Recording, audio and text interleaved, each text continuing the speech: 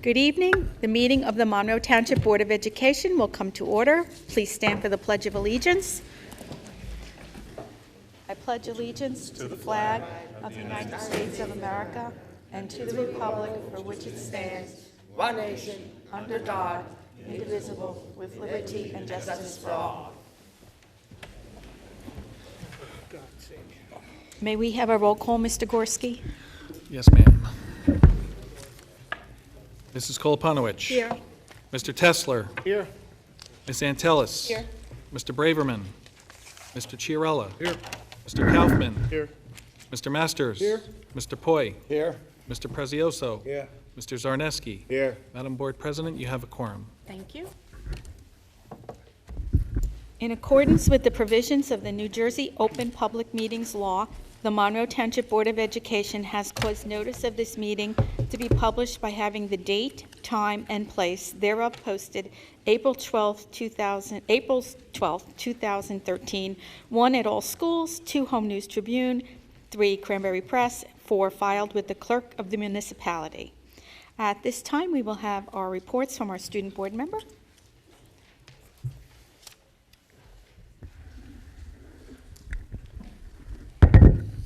Good evening, ladies and gentlemen. There were several events taking place in April. The spring musical Grease was from April 11th to April 14th. The cast did a great job performing each role. The third marking period ends tomorrow, April 18th. Class elections will be held April 24th to April 25th. Thank you. Thank you. At this time, number 6 on the agenda, we will have a presentation on the Falcon Life Program, Learning Independence Through Functional Experiences. Dr. Hamilton?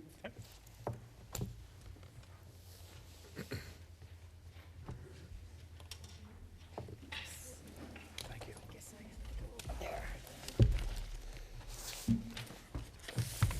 Thank you.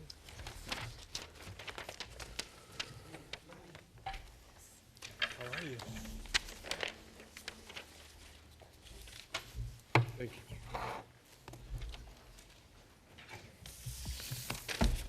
you.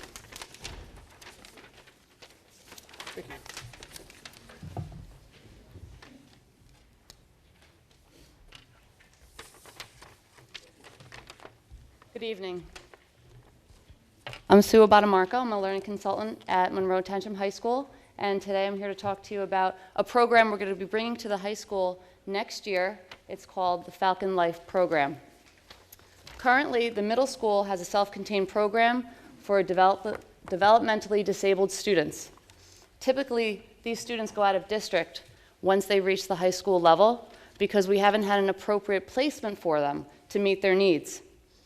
A number of us at the high school, some standing behind me, have worked together to research.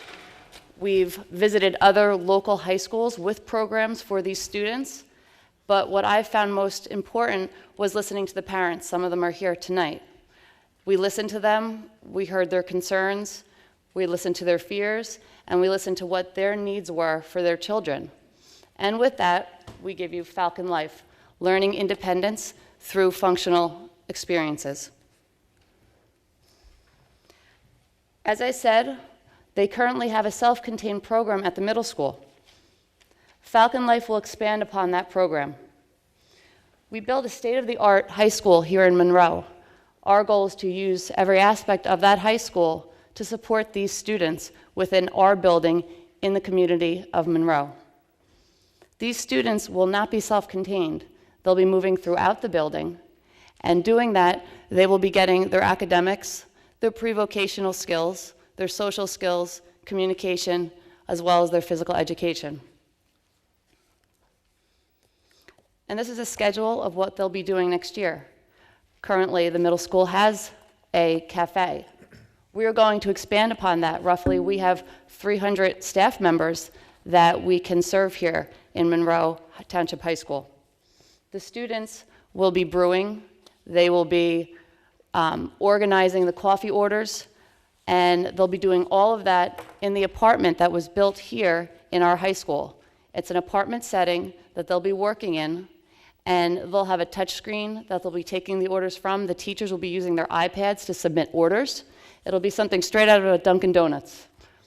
And that's what it's supposed to be. It's supposed to be real life for them. During second block, they're going to be having functional academics meeting their individual needs. They'll have units of study that will total state graduation requirements, and it'll include functional math and reading. Now, these things are going to be cross-content throughout their day, but during second block, this is when we individualize these specific skills for them. During block 3, they'll have adaptive PE, and they'll also have an elective called independent living. We've put together a team here currently in Monroe Township High School of students, general education students, who are going to be working with our Falcon Life students during their PE time. They will be getting their physical education credit, but what they'll do is they will come into their adaptive PE and work as peer mentors for them. And we're really excited about that, and we're going to be actually starting to train these students on Monday, and then we hope for them to turnkey and teach underclassmen their skills and how to work with our students, and we're going to integrate them. Then that allows us to have them as lunch buddies, because during third block here in the high school, everyone has phys ed, and then they have lunch. So now we have an opportunity to have our Falcon Life students to have general ed students as their buddies during lunch, which I know was one of the concerns that I had heard from many of our parents, and during activities throughout the school year. During the independent living elective, I have a description of this great elective for them, and they will be doing things like self-awareness, decision-making, food preparation, clothing repairs. But what else we're going to do is we're going to cycle in other teachers that teach electives within the building, and they're going to cycle in for 5-week blocks at a time. So this way, our Falcon Life students are going to be exposed to all the great things that we offer here at our high school. So they'll be getting industrial arts, they'll get music for a month or 5 weeks, they'll learn photography, they'll learn art, and our hope is that we can find interests for them and eventually mainstream them out of that elective and go into the mainstream in specific areas that they're strong in. But we won't know that unless we explore their interests. Now I'm going to introduce to you the District Transition Coordinator, Mrs. Erica Friedman. Hi, good evening. During the fourth block, the students will be having life skills in the apartment. In life skills, all the lessons will be instructional units and activities to focus on their individual needs, as well as the students' preferences, interests, and strengths. During this time, there will be three main areas they will focus on: daily living skills, both basic and complex, vocational exploration, and community-based instruction. The end goal throughout through direct instruction is to prompt students through verbal and visual cues, modeling, and repetition to move towards independence. In the life skill area, the daily living skills, very basic areas are grooming, whereas more complex areas will be preparing meals within the apartment, learning how to use the microwave. For some, they already know that, but just improving upon those skills. But before they prepare the meals, they'll be able to buy the items for the meals as we go out into the community. They will also be setting tables, sitting down, consuming with proper social skills and interaction, and then afterwards cleaning up. Other things that are more complex life skills are using telephone, whether it's the basic telephone, cell phone, iPad, computers for communication. And then they'll be also in the apartment doing house cleaning. We have a bed in the apartment. There's a washer and a dryer, so for some they'll be sorting the clothes, and then they'll be washing the clothes, operating the washing machine and the dryer, as well as then folding the clothes when they're done. I think I'll bring them to my house. Okay, the other area we'll be covering is vocational exploration. Vocational exploration covers many areas: first job and work readiness skills, and Then they'll go on to career awareness and career exploration, first within the apartment setting. There will be workstations not only in the apartment but in the classroom where they're having their functional academics to develop, to practice, and master first single repetitive tasks within the classroom by following directions through verbal and visual prompts. And then after they've done that, they'll be doing job shadowing and job sampling first within the apartment, and then they will transfer those skills that they learn in the classroom and the apartment around the school. And other areas in the school that some of our students have already worked in and will be working in is the cafeteria. They do prep work. The different offices, the guidance office, the main office, the media center. We've helped out the nurse's office. In the office setting, they're doing a lot of clerical skills. They've helped with signage to advertise school events. And then from that point, the next tier of vocational exploration is when a student is 16 years of age or older, they can do a structured learning experience. They cannot do that until a formalized process until they're 16 because that involves possible employers. And if we're working with employers, that could be in a paid or unpaid work experience. It can be community service of any kind, volunteer, an internship, but because it follows Department of Labor guidelines, they must be 16 or above. The last area that we'll be covering is community-based instruction. Community-based instruction involves sustained and repeated instructional activities that take place in a variety of settings outside the school. These are in their natural community environment. And the idea is to further develop their skills and generalize the instruction that they've learned into the classroom into real-world setting outside in the community. This is not a field trip. A field trip is a one-time event. This is repeated, sustained instruction because we find that students with multiple disabilities need repeated activities in order to further develop, progress, and hopefully master those skills.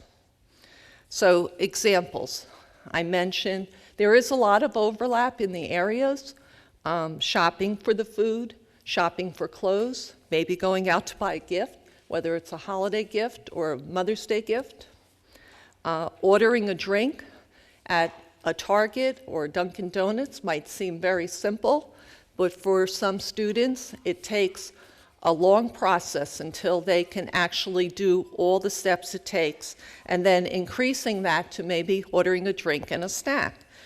Another area that you can do in the community is eating out in a restaurant, and that involves many different academics. It goes cross-content. They have to first know how to do it in the classroom, and then you go out to the restaurant, you're generalizing this in the community. It involves decision-making skills, ordering, verbal communication, or visual prompts using their iPad, and expectations when you're out at a restaurant for behavior, proper social skills, manners are involved, menu math, reading the menu, seeing how much it costs, for the students that are capable, counting out their money, paying for their own order when they're done, and for a higher-level student, to be able to know tipping. If their math skills, if they know how to do percent, then they would be expected that they can do the tipping, figure out the tip for the waiter or waitress. So it does go cross-content with those functional reading, math, writing skills, and also enhances further socialization and communication skills. And the last example, I have many, but the last example I wanted to share with you, because our students this year have already done this, is giving back to the community we live in through community-based instruction. We have a Monroe Township food pantry as well as the Deacon Cupboard in Jamesburg. And this year, some of our students that are here tonight designed Valentine's Day cards, and they sold them. And with that money, we were able to buy food and then donate it to the people in need in the community. And with that, I would like to call upon them to share some of what they've done so you can see examples of the types of vocational exploration. The resume of Yushashi Madhu. This is a picture of cafeteria. Shashi's doing pineapples and fruits. Pam is doing pizza, scooping out coleslaw and putting the cookies on a tray. This is a picture of school store. I worked at the school store. I fold clothes. I fold sweatshirts and put in cabinet. This is a picture of shredding. This is a picture of lamination paper in the machine. Thank you.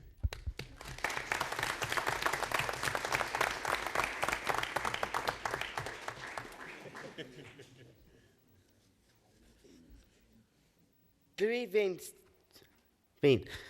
This is my resume of a torpedo. Car sale. These are the Valentine's Day cards.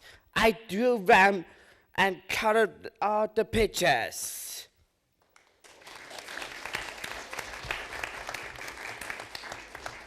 Thanks. I am doing the ordering of the clothes for the sports teams this Miss doing. The holiday plan sale. First, we put in the dirt in the pots. Next, we rotate the plants. We water them daily. Finally, we wrap them in a red foil. Thank you so much, everyone, and have a great day.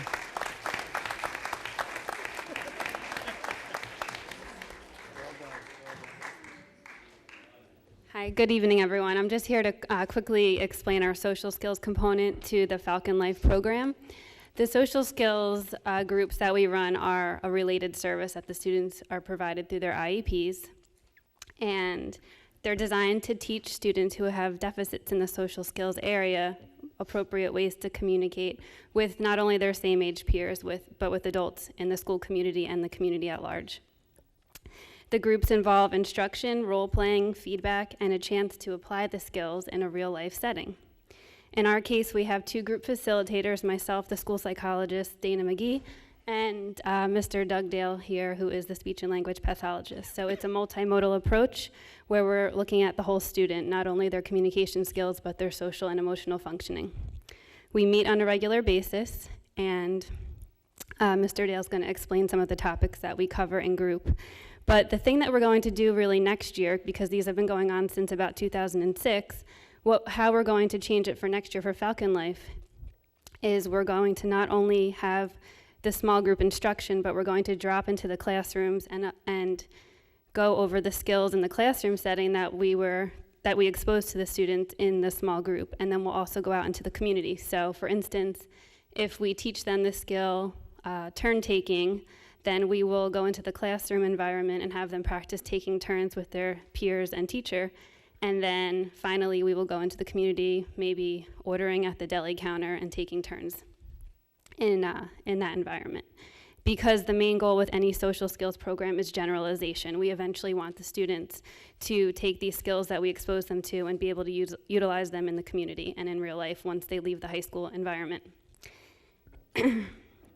And this is Doug Dale, our speech and language pathologist. Thank you. In regards to integrating speech therapy into the social skills group in the Falcon Life program, I work with the students both with verbal and nonverbal communication skills. I provide the situational lessons to promote the student collaborations, peer communications, and social emotional development. It gives the students the opportunities to share interests with each other and to make and sustain friendships with the people in their group. The group provides lessons that include following directions, sequencing, staying on task, which is important, communicating wants, needs, and information to both adults and peers, and building listening skills and conversational skills. We like to teach the kids to not only be able to communicate with themselves, with the peer group and the adults, but we try to get them to learn to be assertive so they can make decisions and do things outside of the group, and to learn some coping and responsibility and problem-solving skills. Thank you. And finally, one of the things we're really excited about is next year we're going to bring a Special Olympics team here to Monroe Township School District. We're going to start with the middle school and the high school, creating a team. We hope to participate in bowling and track and field, and then expanding it into the elementary schools. So that's something that we're very excited about. And really, I'm very excited about this program. We've gone out, we've seen other programs around the area. I know ours will be above and beyond. We're going to keep expanding it based on the individual needs of the students here in Monroe Township School District. And I just want to take this time to thank the board for giving us this opportunity to have this program come to life. And we're really excited to do the right thing for our students here in Monroe Township School District. Thank you.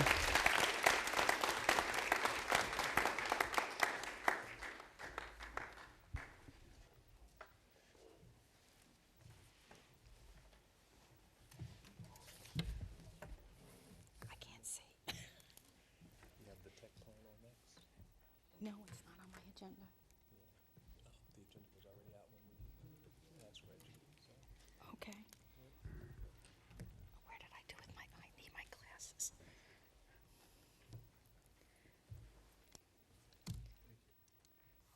I just want to thank everybody who was involved with this program.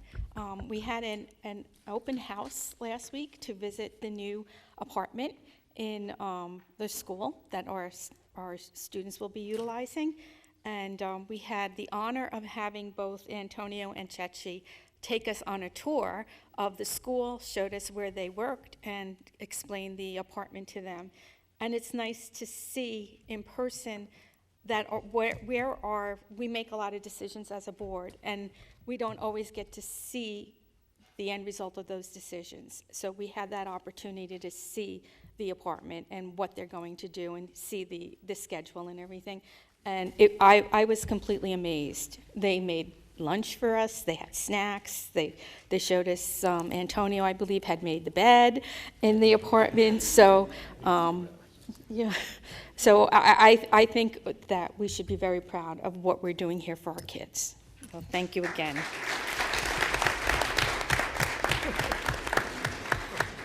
Do you want me to turn it over to you for the tech plan?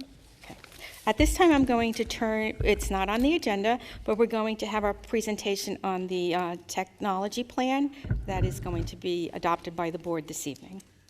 Every 3 years, we're required to submit a technology plan, and while it's not on your agenda for a presentation, the plan is so voluminous that we thought we would have Mr. Washington come and do a brief presentation about what that plan is. If anybody wants to view the plan, it's 282 pages. You're welcome to come by the central office and peruse the plan.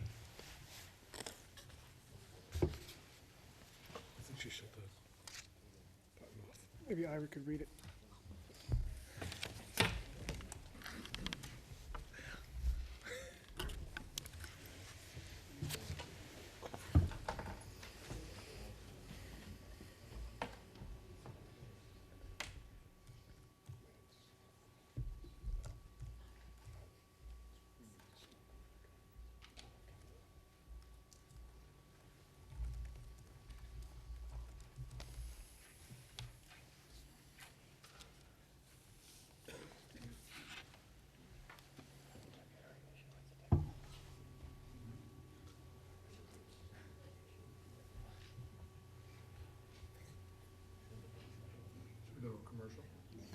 You want to add this to the technology plan? Playing a Jeopardy song. It's on. Good evening, everyone. For those of you who don't know me, my name is Reggie Washington. I'm the Director of Information Systems for the school district here. What I'd like to do is take a few moments of your time tonight to explain the district's proposed technology plan that we're asking the board to approve and write a resolution for accepting this plan. This plan, like Dr. Hamilton mentioned, is a 3-year plan, which begins July 1st, 2013 and goes through June 30th, 2016. There will be a point in time in this presentation where I have to engage you with a little bit of geek speak, so I apologize before we get into that. I'll try and define it in parameters that make sense to you, mainly in terms of money, because there will be some cost savings. And I think that's a language we all understand. We always want to thank our Board of Education members for the countless hours they put in, and none paid, and the dedication to the Board of Education. Ever since Dr. Hamilton has been here, he has drilled in everyone's head. Everything starts with the vision, and the vision is about kids. So if there's no correlation between whatever you want to do and kids, it's not going to happen. This is the mission statement that is on everything that we do. And then we have in the technology department our own mission statement, and I'd like to take a few moments just to read it for you. The mission of the Information Technology Department of the Monroe Township School District is to provide technical service, support, training, and leadership related to the use of information technologies in school management, as well as classroom instruction, curriculum, and assessment. That is our charge. How did the plan start? There were a number of community members, educators, administrators, and students who became our stakeholders. We met and talked about what would we like to see technology-wise in the school district over the next 3 years. So how are we going to employ and deploy technology throughout the school? The dates we met in person are January 30th, 2013, February 13th, 2013, March 21st, 2013. There was all kinds of emails going back and forth, but there were times we actually came out and met as a group. What is the vision of the technology plan? This plan was written specifically to address the state's goal of online state testing during the 2014-2015 school year. I'm not sure how many of you know all the NGS testing, the HESPA testing, as far as the state is concerned, 2014, that is going to be conducted online.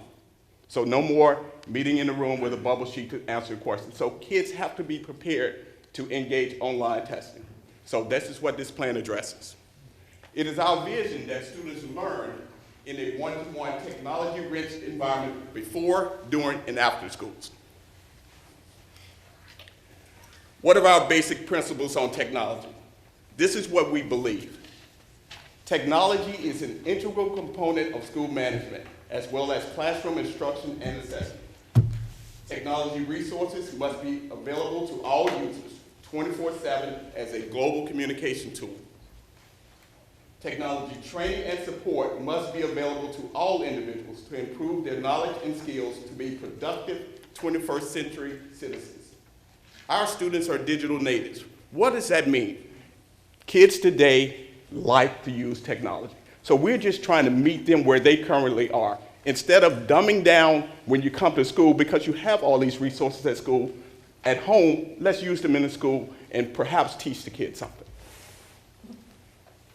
Technology planning must consider future research, trends, and development that can potentially impact the focus of our educational system. Technology deployments require that the community at large be educated as to the value of this resource as a tool for learning. So that's what we're trying to do. All right, here comes a little geek speak. I need to define for you some terms that you're going to see coming up in some future slides and what they mean. And then I'll draw an analogy to try and put them in terms where if you're not into the tech thing, I get it. You're not into it. I'm going to try and put it in terms that you say, okay, I know what you're talking about. The first one is what we call the wide area network. Well, in essence, what that is they are high-speed links that connect one school to another. That's what a WAN link is. And what does it allow you to do? Send email, share files, send video, send voice. So these communication links are what we refer to as a WAN. Megabits per second. A megabit is simply a million bits. Well, what's a bit? Simple terms, it takes 8 bits to make 1 character. So you hit the key on the keyboard, that's a byte, which is also 8 bits. So let's think about bandwidth for a moment. You're going to hear this term bandwidth. If I had a highway and I had X number of cars I can put on there, if I had a 100 megabit link, that's telling me you could put 12,500,000 cars on that pipe. Cars, again, translate to a character. At some point in time, you have to say, I need to expand my highway, okay? So what's in this plan? What we're proposing is the items in blue are what we currently pay for WAN and internet. Currently, we pay $9,836 per month, every month, just to maintain that communication between all schools. What are we proposing? By shopping around, going with a less expensive vendor, we can upgrade the speed to 20 megabits and lower the cost to $3,822 a month. We think that's a significant savings. Okay, that's for the WAN, connecting the buildings. The other component to communication is the internet speed.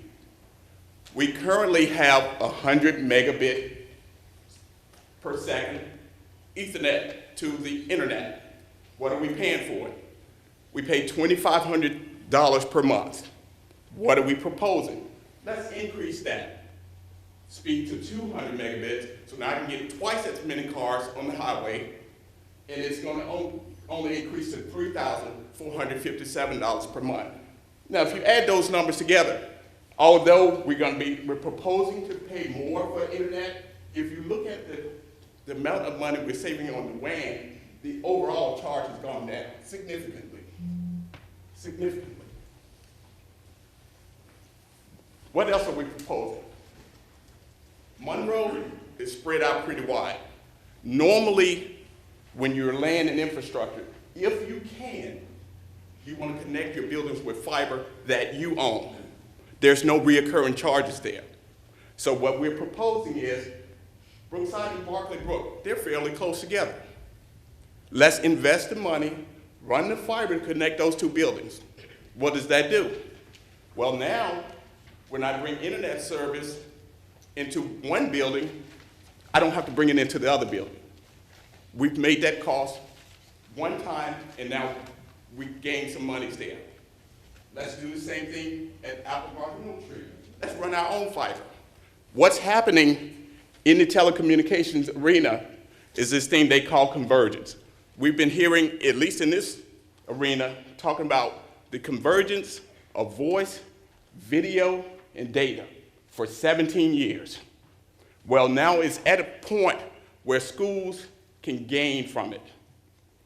If we lay this fiber between these buildings, we can not only save in the cost of internet or our WAN, we also can save on the charges we pay for our telephone system, because it's going to travel over those same lines, those same high-speed lines, and we're going to save significant money. How much money, I don't really know as far as the voice is concerned, but what I can tell you is Monroe is very unique in that we are serviced by 3 central offices. There's one in Spotswood, one in Jamesburg, one in Cranberry. So if you're out at Woodland School and you need to call over to Applegarth, that's a long distance charge. This goes away with this plan. That charge goes away. So there will be significant savings there. Also in the plan, purchasing future technologies that are appropriate for digital education. Why is such a focus on digital education? If the kids are going to be assessed online, they need to be comfortable. They need to be comfortable operating in that environment. So what are we saying? Any devices that we intend to put in the hands of kids, they need to be internet enabled. They need to last a full school day. We're talking about 6 hours. It's got to last that full day for that kid to be expected to use that device naturally. We're going to propose putting together a video storage and distribution system. If we've got the fiber between the buildings, I only need to do it one time, and we can share that throughout the district. Of course, kids are kids. You got to protect them from themselves. We might have to have a faster filter to keep kids from getting to inappropriate internet sites. And we're going to just continue to maintain our current software and our current hardware to get the biggest bang for the buck. We do a fairly good job of maintaining our equipment.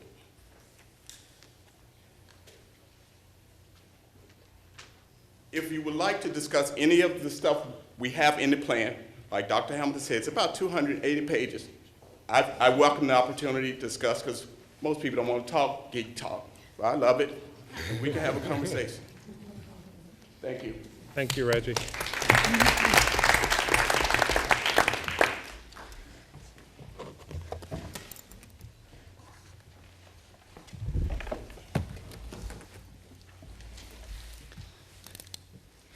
And the technology plan is under the Superintendent's Board action for approval on tonight's agenda. So at this time, we'll go to the public forum. Anyone from the public wishing to speak to the agenda, please come up to the microphone and state your name and address for the record. Make sure it's on the agenda.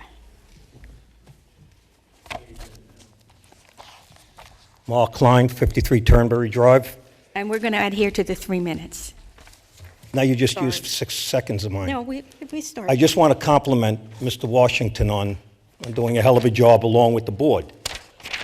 What concerns me is the fact that the way expenses are, we see that this looks like it's going to be more expenditures, more technology when you had, I believe it was Hamilton Township, it was in the newspapers, I meant to bring a copy with me, sent out a survey to all the students to find out whether they wanted more technology or have their sport teams brought back, reinstated, and textbooks. And all the students chose to do away with the new technology, go back to textbooks.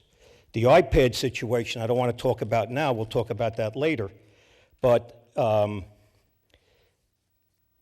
when I see schools like, in this case was Hamilton Township, South Brunswick complained when a new budget came out that they were insulted, they only got $1 more. And a parent who was interviewed said that when Christie made his original cuts, which were millions, that they cut out sports teams, some sports teams, clubs, unneeded art programs, music programs, and last year they got $21 million. This year they got $23 million, yet they made cuts. I'm as guilty as everybody else on the board. When I was on the board, I wasn't looking for cuts. But I think we're at a point now, and I believe Mr. Masters and perhaps Mr. Chirilla are going to report later on about what's going on in the town. But I think at this point, as great as technology is, why would a school, and if it goes by what the state wants, and you know what my feeling is with mandates, is why are we investing more money in technology when we can't afford it and we don't know how many kids we're going to have, versus a place like South Brunswick that was getting tens of millions of dollars more than we get, and I believe, if I remember, their student population is close to what we have, and they made cuts. And we basically have not made serious cuts. When we had to cut the late school busing, I was against that, even though I was forced to vote for it because we had to.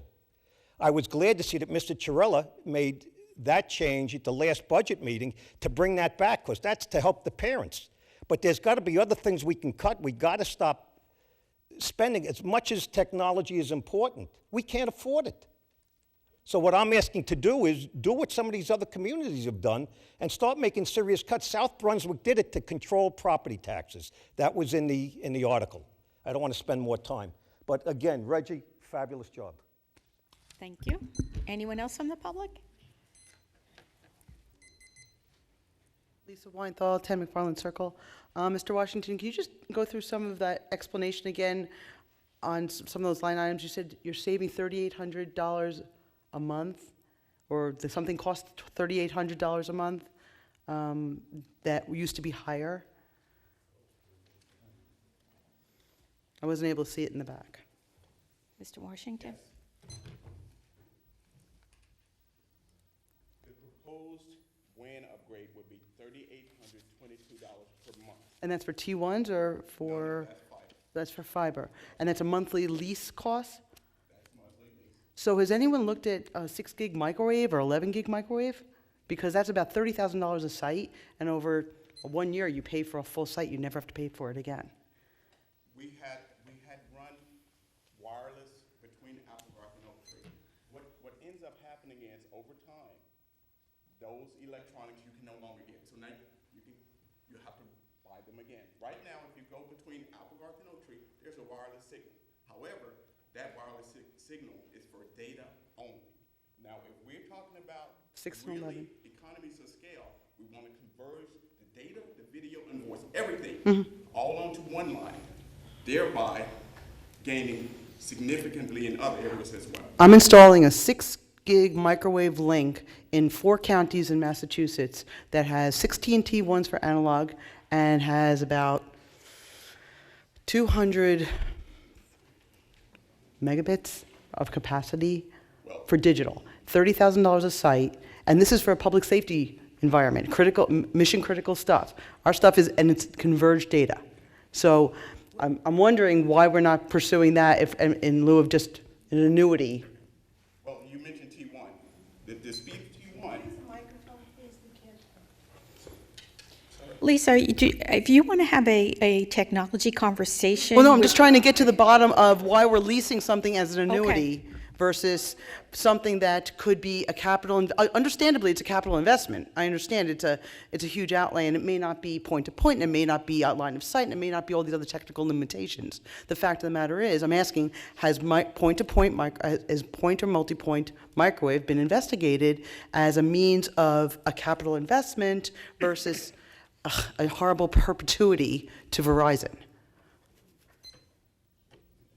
Couple of things there. You're absolutely right. Point-to-point generally means line of sight. There is no line of sight for all the schools in Monroe. I don't have a tower where I can put a microwave on and see every building. Not that I own. You also mentioned T1. T1, by definition, is 1.54 megabits per second, as compared to our current in wireless WAN infrastructure is 10 megabits per second. We were proposing 20. I'm only referring to that as a converged network. It was an OC3 network that we're putting in. So that is a fiber network. And well, it's an OC3 carrier-based capacity. I'm just trying to get you the bandwidth, a significant bandwidth. I absolutely want the bandwidth, but there was no point. We did do investigation of what could we see point to point, and there was nothing. Okay. We even thought about it one time, going to the municipality, asking them if perhaps we can get on their water tower. Yeah. But it was something that just didn't come to fruition. Okay. All right. Thank you. Is there anyone else from the public wishing to speak to the agenda?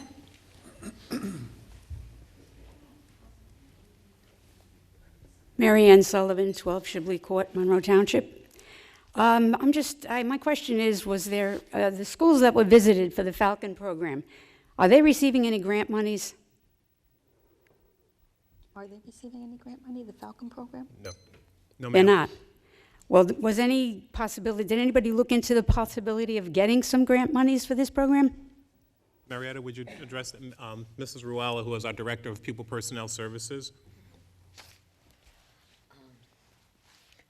Good evening. Basically, all our supports and services are being utilized that are in the building. Okay, so the staff, there's no needed added staff. The rooms that are in our high school are being utilized, and the staff that you saw today are already on staff, and the students are here. So we were not in need of, let's say, monies for that. I mean, the money is here. What's in the building, what's utilized, we're not spending any extra So for we it. saved the state money while... Well, what we did was some of these students would be placed out of district, so we saved that out of district cost and their transportation cost. And we are educating them within district, and that's not only a big savings, but that is such a great thing for all our families Oh, I and their commend that. parents. I was Right. just wondering, because when I taught, all extra programs were funded by the state, especially programs like this, where you needed some extra support staff and you needed equipment, whatever. This was built right within here. As this building was built, the thought was already there. Dr. Hamilton and I have been discussing this for years. So that's why we were planning ahead, and all those pieces were just placed together. Thank you. You're I have welcome. another question, but I'll wait till later. And the state doesn't fund anything anymore, so anything that we want to do for our kids, we have to do by ourselves. Anyone else from the public?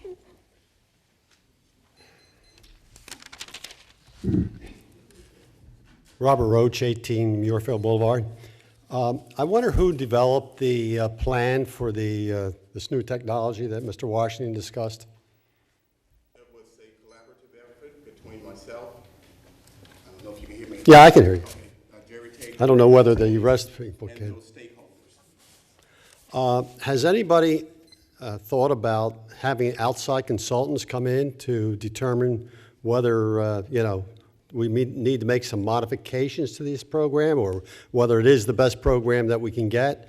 I know, when we went through the iPad process, that ended up not being exactly what we thought it was going to be. So rather than doing all this in-house, shouldn't we be getting some outside consultants to come in and deal with it?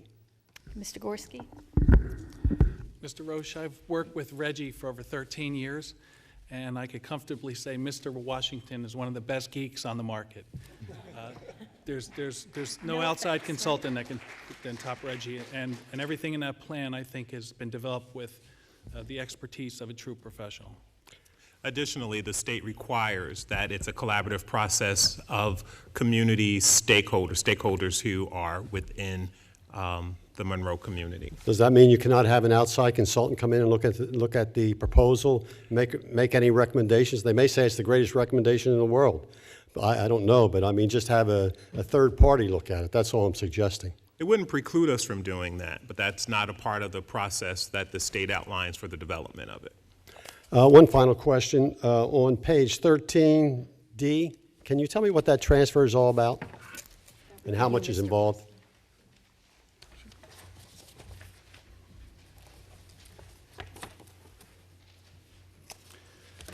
You're referring to transfer number 9? Correct. Yes. Those are inter-account transfers that are, Excuse me, Mike, which one are you looking at? we're on the Business Administrator Report, transfer number 9. Page 13. The county office allows for inter-account transfers up until 10% of the advertised line item.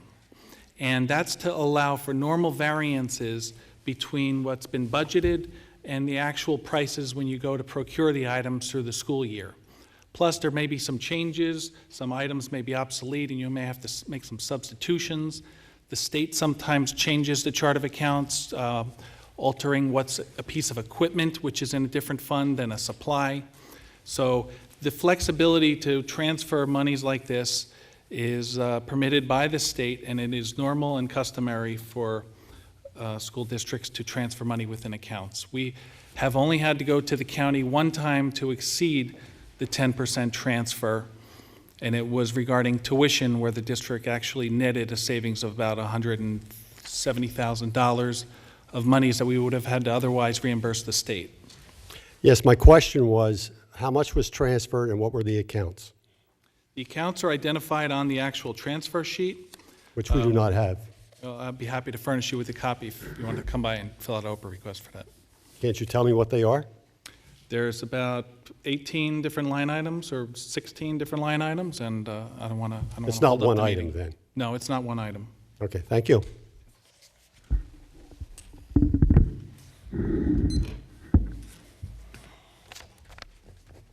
Good evening, Tom Notstein, 15 Nathaniel Street. With regard to board action under V, actually it's Delta, Victor David on page 12.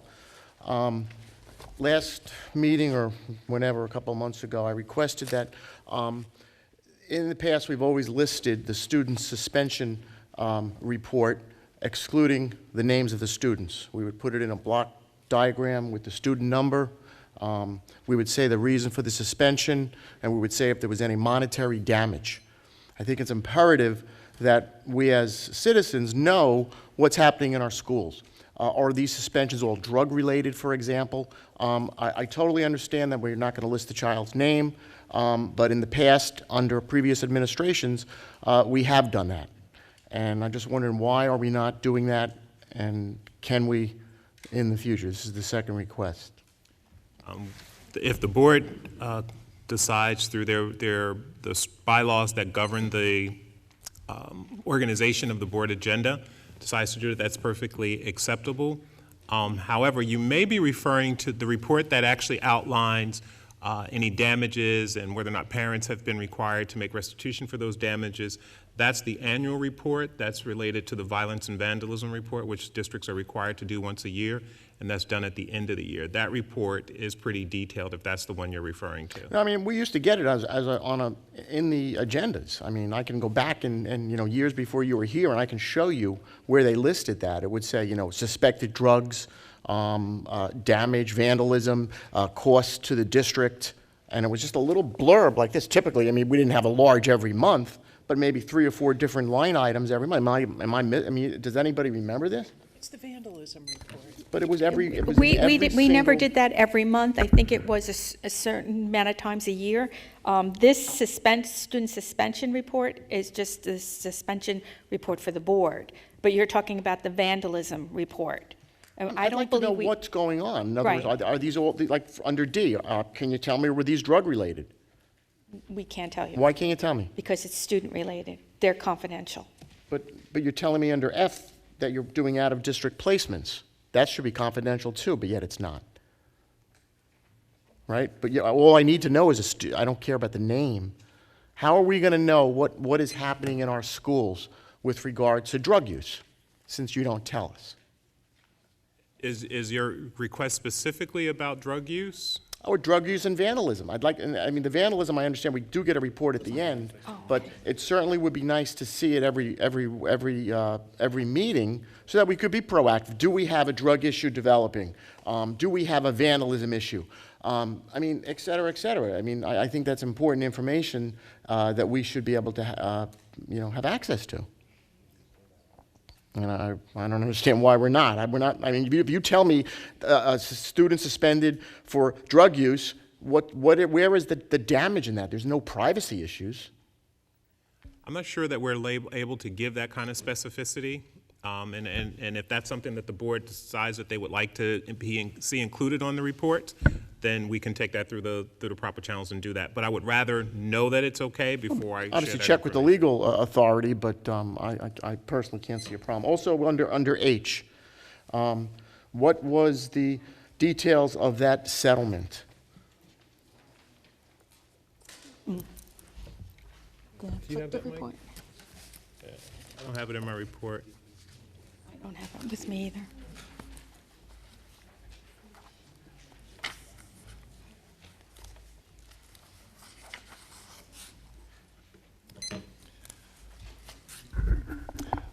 I have a copy of the settlement. I'll be happy to furnish this to you when we get a break. Okay, that'd be good. It's rather lengthy, and there's a lot of different terms in it. Sure. I would definitely like to look at that, but could we just have a quick synopsis so we can, have the public hear that too, or is it even too involved just to maybe give it like a 1-minute synopsis? In the suit, which is public record, Plickta versus the Board of Education, pursuant to attorney advice and the recommendation by the board, we have entered into a settlement with Ms. Plickta in the amount of $52,500, most of which is covered by the insurance carrier. The district is only responsible for their deductible of $15,000. Also under those terms, Ms. Plickta is to remain in her current position. And I believe that the suit is then dismissed with prejudice. Which means it's over. Yes. Is this the same Plichka that's on the agenda for a medical leave this evening? Yes, it is. Okay, thank you.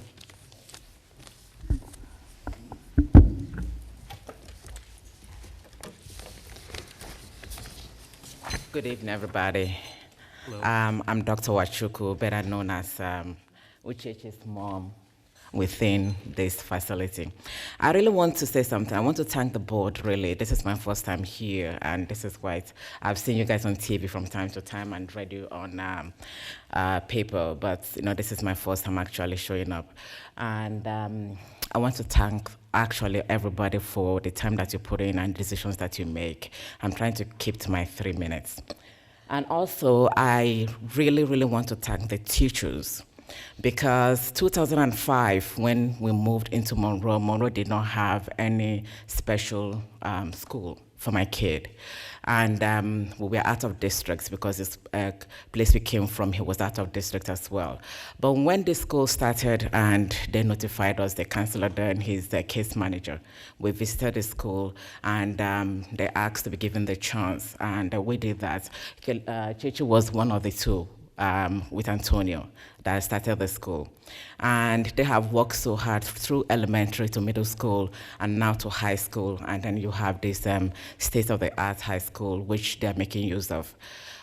Over the years, I have actually, I will tell you, with the birth of Uchechi, I think I have visited almost every special school in the whole of New Jersey, looking for school for him. Actually, even outside New Jersey, we have done that.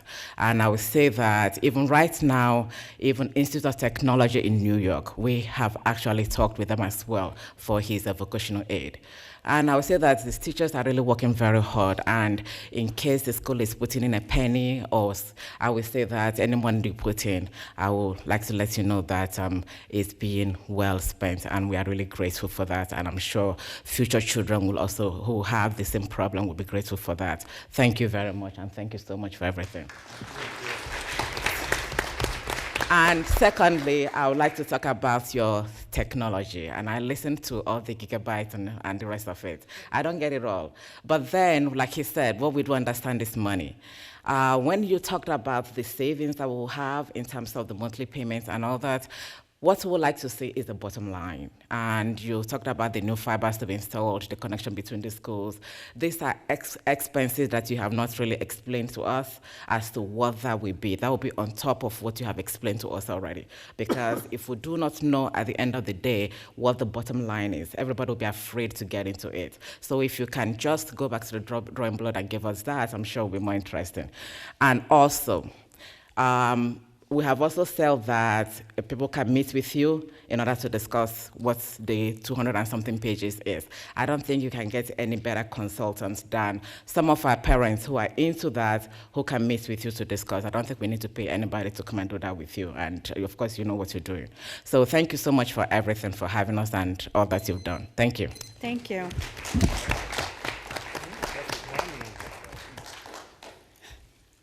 Frank Agliardi, 18 Holmes Avenue, and I have a question for Mr. Washington. Hi, Reg. Nice to see you again. Good.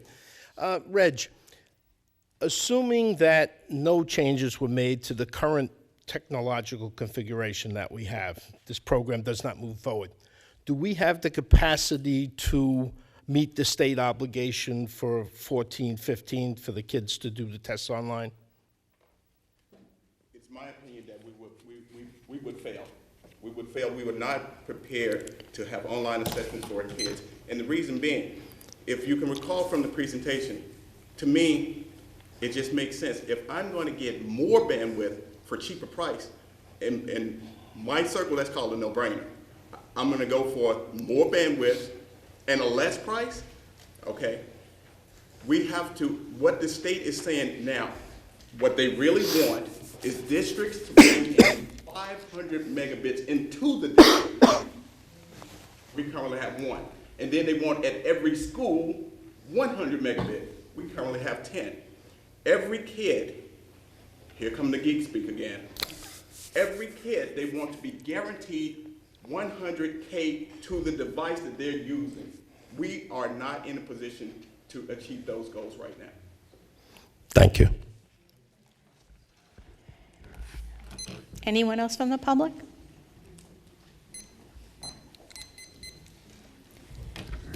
Michelle Arminio, 9 Nathaniel Street. Going back to the board action on page 12H, did we pay attorney's fees for the Miss, I'm sorry, Plitka. Plitka? Plitka. We do pay attorney fees. And how much were they? Do you have that? Yes. The attorney fees were mostly paid by the insurance company. The total cost that the district had to pay in relation to this suit for all costs was $15,000. Okay, but that's not counting what we, like, sort of what we pay for insurance. I mean, I know we're going to have insurance regardless, but does our insurance premium go up because of suits like this? Unlikely. I talked to the insurance broker about this, and he actually felt that our district was underrepresented in the amount of employee suits considering the number of staff we have. Okay, well, that's good. And how about our own attorneys? How much did they get? What was their bill? Again, all the attorneys that represented the district were paid for by the insurance company. That's not the question. How much did they get through the insurance company, please? I'd have to go back into the files and pull those bills. I don't have. Was it them more than the $15,000 the other? Oh, you said $15,000 was the overall cost from our budget. Yes. But you didn't tell me what the two attorneys' bills amounted to. You don't have that information? I don't know because I have copies of the bills, but as they were paid by the insurance companies, they were filed. The only out-of-pocket expenditure for the district was $15,000, including everything. Okay, I'd still be interested in what the attorneys received. In terms of the technology advancements here, is this an infrastructure? Is this the whole system, or is this a base for future purchases and other expansions of the system? The technology plan? Yes. Mr. Washington? Infrastructure upgrade. Upgrade for the schools. So we'll have software needs and we'll have hardware needs as well after this? The software and hardware are things that we currently have as part of routine maintenance, keeping the stuff going. So all of the computers and everything that we already have will benefit? Do we need new product after this infrastructure goes in, is my question. You will always have to maintain what you have, and things get old, they have to be replaced. That's just the life cycle of technology. So we're going to need new computers, things like that to go. You won't need them for here in this building for a couple of years, several years. But will in the other buildings. So in that plan, is there a near future projection of what the costs will be? I mean, we're talking about infrastructure only right now. So obviously, there's something on top of the infrastructure. The tech plan, the only requirement is, as far as the finances are concerned, is what is in the next budget year. In other words, the 13-14 budget year, we have to include those numbers in the plan. The state fully recognizes that I couldn't possibly tell you what's going to happen 14-15. What I do know is what's been presented to the board for the 13-14 school year, and that is in the plan.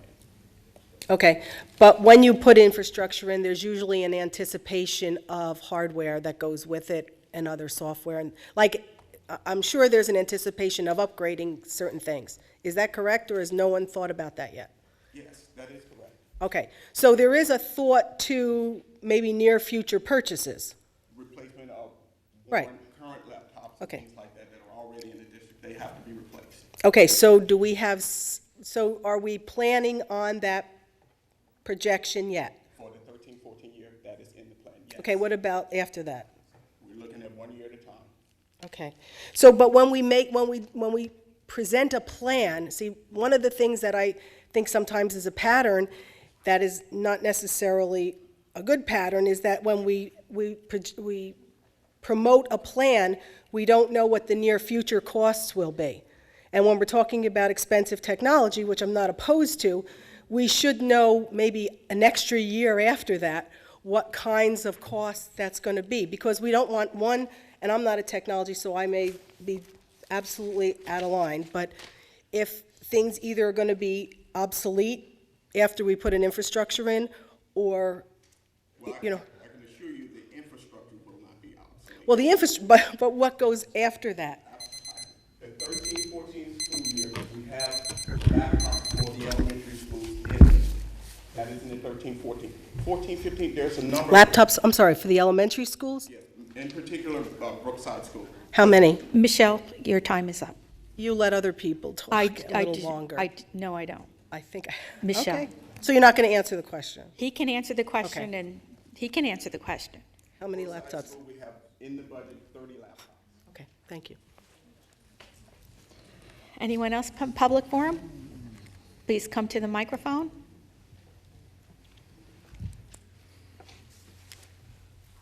Good evening, Nelson Chen, 4 Ashley Court. Question on that, on your whole technology proposal. Did you look at other alternatives and did you cost those out for cost-benefit analysis? So we're picking the best option possible? Absolutely. Okay. And on the agenda, page 16, letter J, the bid authorization for paper, I just want to ask a general question. Obviously, you're looking at putting out bids for paper. Are we anticipating the use of paper in the district going down since we've got all these iPads and 30 new computers going to schools and stuff like that? Are we looking at the paper use dropping? Mr. Gorski.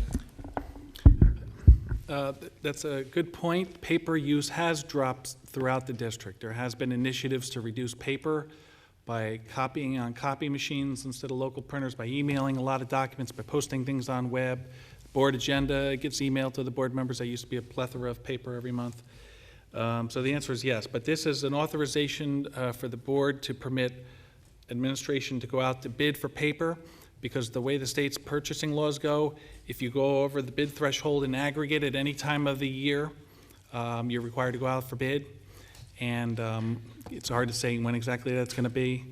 We don't have any immediate plans to go out to bid for paper, but this just gives us the authorization if we have to. Right, so based on that, has our paper usage gone up or gone down? Paper usage has gone down dramatically, yes. Especially in this building with all the iPads and everything everyone's got an iPad, every teacher has an iPad. Some teachers have iPads and MacBooks.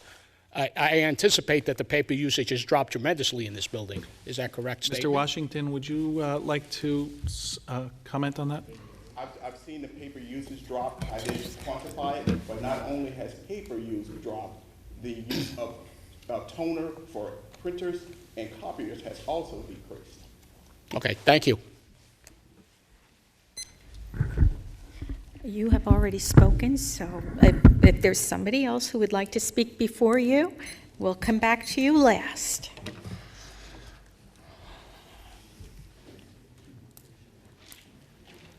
Mary Ann Lester, 44 Avenue Y. I'd like to go back to the Plichka lawsuit. According to the New Jersey Courts Public Access, that was a discrimination lawsuit. I was wondering if you could elaborate on that, and how many more lawsuits does the township Board of Ed have pending? Dr. Hamilton, do you Yes. have that information? I'll take the last question first. There are 2 other lawsuits pending. And this discrimination case is alleging discrimination based on disability. Okay, thank you. You're welcome. Anyone else from the public? Seeing no one, we'll go to Mr. Klein. Well, I need a clarification. Please leave your name and address for the record. Mark Klein, 53 Turnberry Drive. Page 14G on a lease purchase. Correct me if I'm wrong. I thought originally it was supposed to be 2 buses and 1 van. And now on this, we're showing 4 buses and 2 vans. Am I right or am I wrong? The budget has always, to my knowledge, had 4 buses and 2 vans. 3 of the 54-passenger buses are required to be replaced under the state's maturity schedule, and the district is procuring 1 extra to bring routes in-house as opposed to outsourced buses, and we're going to do that continually over years. And the 2 vans are also aged out by the state's maturity schedule for allowable age for fleet on the road. Okay, that I appreciate. And then one fast comment. When they came out, when we had the mandate from the state for bullying, anti-bullying training, and we did it at our cost, I think it was $25,000 or so. And then all of a sudden I read in the paper that other school districts basically called the state and said, hey, you mandated it, you pay for it. And they were able to get the money back. Well, if they want to mandate technology and they cut us $36,000 and we don't get a fraction of what we should have, then it should come to a point that if they want to give us mandates, let them pay for it. We can no longer pay for it. And it's not only the seniors, it's the parents too. They can mandate all they want. Give us our fair share. Thank you. Anyone else from the public?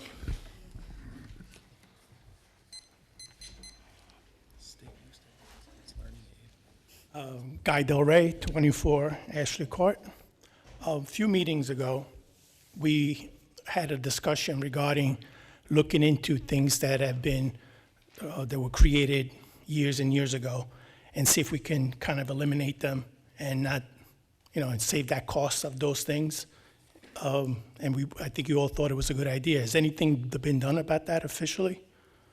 We have started looking at some items, some previously negotiated items that we may need to put on the table for the next round of negotiations. So yes, we have started looking at some of those things. So can we plan on doing that like aggressively, like not just a couple of negotiated items, but there's probably line items that may not, just hit the books, but not necessarily being useful or anything like that? Well, one of the board goals is to really review and assess all of our programs, do a cost-benefit analysis. Technology is the first one that we're working on now.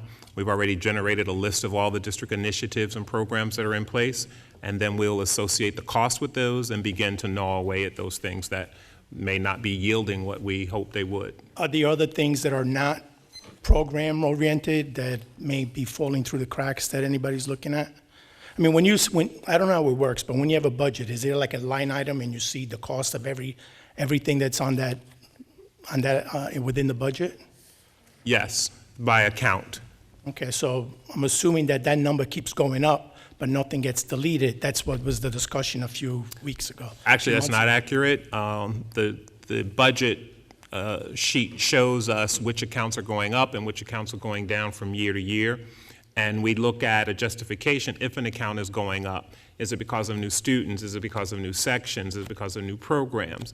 And in many instances, those accounts have actually gone down. All right, as long as that's being done, I'm happy with that. Just a comment on the highway. Since we're expanding the highway, if you will, I think some of the concerns is that we're going to be filling in, putting more cars in there just because we have that highway. For example, I don't know exactly what page, we're adding 30 laptops, we're adding 15 laptops. Is it because, in other words, there's other stuff that goes with that now that we have that big highway that we're concerned that we're just going to buy things and add to the cost just because we have that highway. Do you follow what I mean? I do. The reason that there are some costs in there are really two reasons driving it. One, some of the equipment's just old. The laptops at this high school are really old. That's a fact. There's no argument there.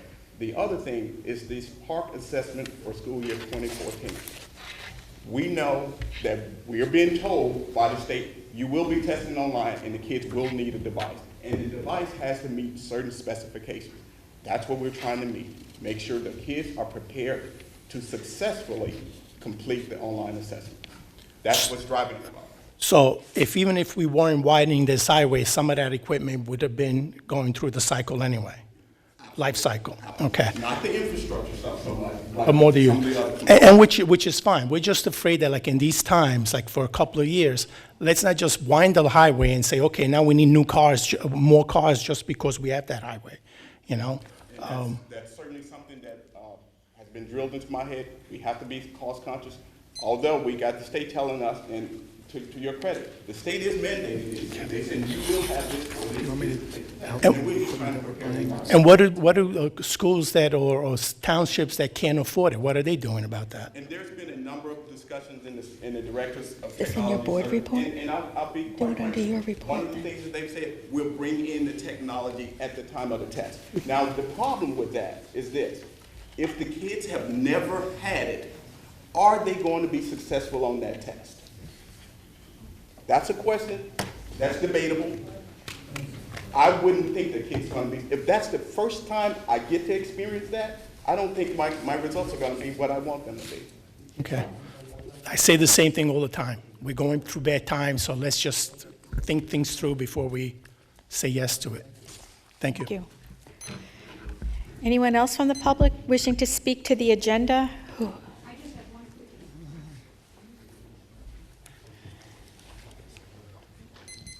Are we going to be, Mary Ann Sullivan, Can you give your 12 name and Shibley address Court. for the record, please? Mary Ann Sullivan, 12 Shibley Court. At some point in time tonight, are we going to be discussing the development of Monroe Township with regard to housing and new students? Is that going to be addressed at all? I believe it's going to be under other board business. Okay, good, thank you. Anyone else?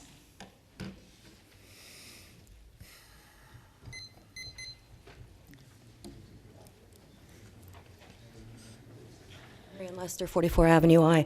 I don't know if I'm reading this correctly, but on some of the sheets, it looks like students are suspended, and they're receiving, I'm not sure if I'm correct, home instruction, and are the taxpayers paying for that, or the parents? Dr. Hamilton? Parents do not pay for it. If a youngster is on home instruction, it's generally for a medical reason or another matter may be pending, which may restrict their ability to return to school. I see medical reasons, but there's like on number 7, all it says is suspended. There's no reason for that, so I assume it's a disciplinary problem. It probably is.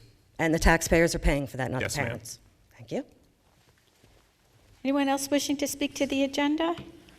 Seeing no one, we will close public forum and go to the approval of the minutes for the Public Board of Education meeting of March 21st, 2013. Second. Mr. Tessler, Mr. Masters, any comments, additions, or corrections?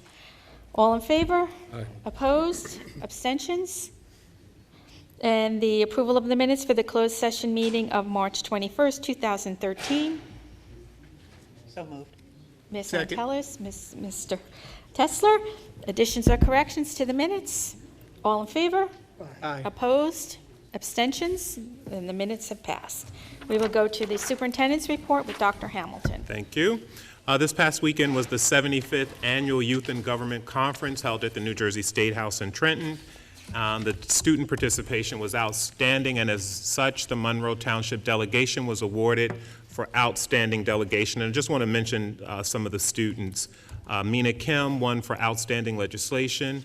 Akinka Sapathi won for best judicial brief. And the Council on National Affairs delegates, Alex Cashman, Caitlin Dutton, and Jamie Weiss. So I want to commend our students and their advisors for doing such a great job. Moving on to the superintendent's report, the enrollment for the month of March is enclosed, and it shows an increase of 165 students over this time last year.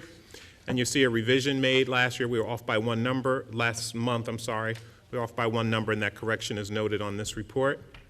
We also show the enrollment of those youngsters who are currently placed in out-of-district placements, along with those youngsters currently on homebound instruction for various reasons. Also included in your report are the fire drills and security drills required that have been conducted according to schedule in all of our schools. Moving on to the personnel report, Madam Board President and members of the Board of Education, it is recommended by the superintendent that personnel items A through S be approved by roll call vote. Is there a motion and a second? So moved. Second. Mr. Masters, Ms. Antelis, are there any comments or questions for Dr. Hamilton? Seeing none, we'll have a roll call. Ms. Antelis? Yes. Mr. Chiarella? Yes. Mr. Zarneski? Yes. Mr. Kaufman? Yes. Mr. Masters? Yes. Mr. Poi? Yes. Mr. Prezioso? Yes. Mr. Tessler? Yes.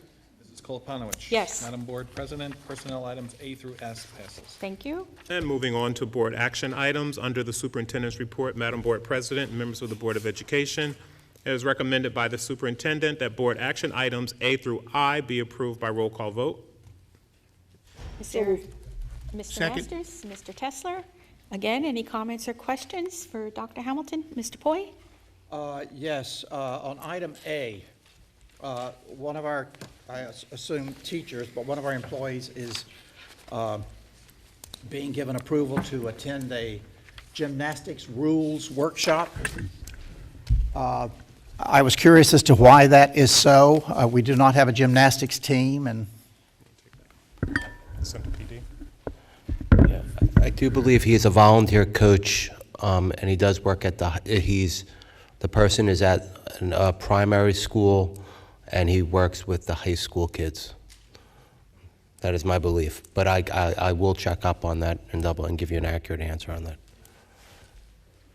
You say you believe he's a volunteer coach working with students at the elementary level? Let me get you the information exactly the way I need to, so I don't misspeak. Is there another question, Mr. Paul? I do have another question. Item B, for field trips, there's a music performance being approved for Orlando, Florida. Do we have a group of students that are going to Orlando, Florida? And what is the nature of that trip?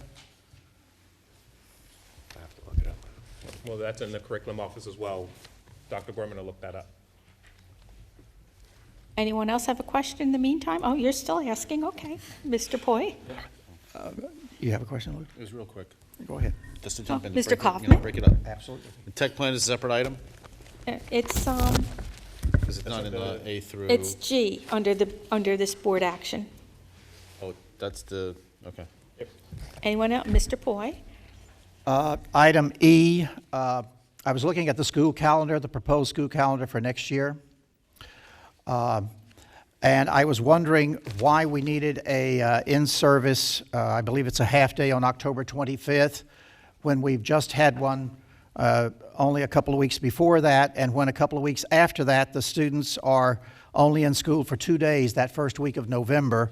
I was wondering why that in-service session had to be in October as opposed to some other time where it's a little less disruptive to continuity of the instructional program. So that's one question related to the calendar. And the other question I have is, in April and May, when the elementary students are taking the New Jersey ASK test, it seems to be indicated that they have 4-hour sessions for testing. My question is, what are the teachers doing the rest of that day? Dr. Hamilton? Some of that time will be PD time. Some of that time is negotiated time. And there are half-days in the calendar that are part of the teacher's contract for in-service workshop days. And there was a recommendation also to change some of the testing days to consolidate them so that there were fewer half-days. But on those half-days when we do have the testing, are teachers being allowed to leave after that testing is done? No. Okay. All right. Anyone else? I do have questions on item G, but I think Mr. Kaufman does as well. No, I'm gone. Oh, you don't?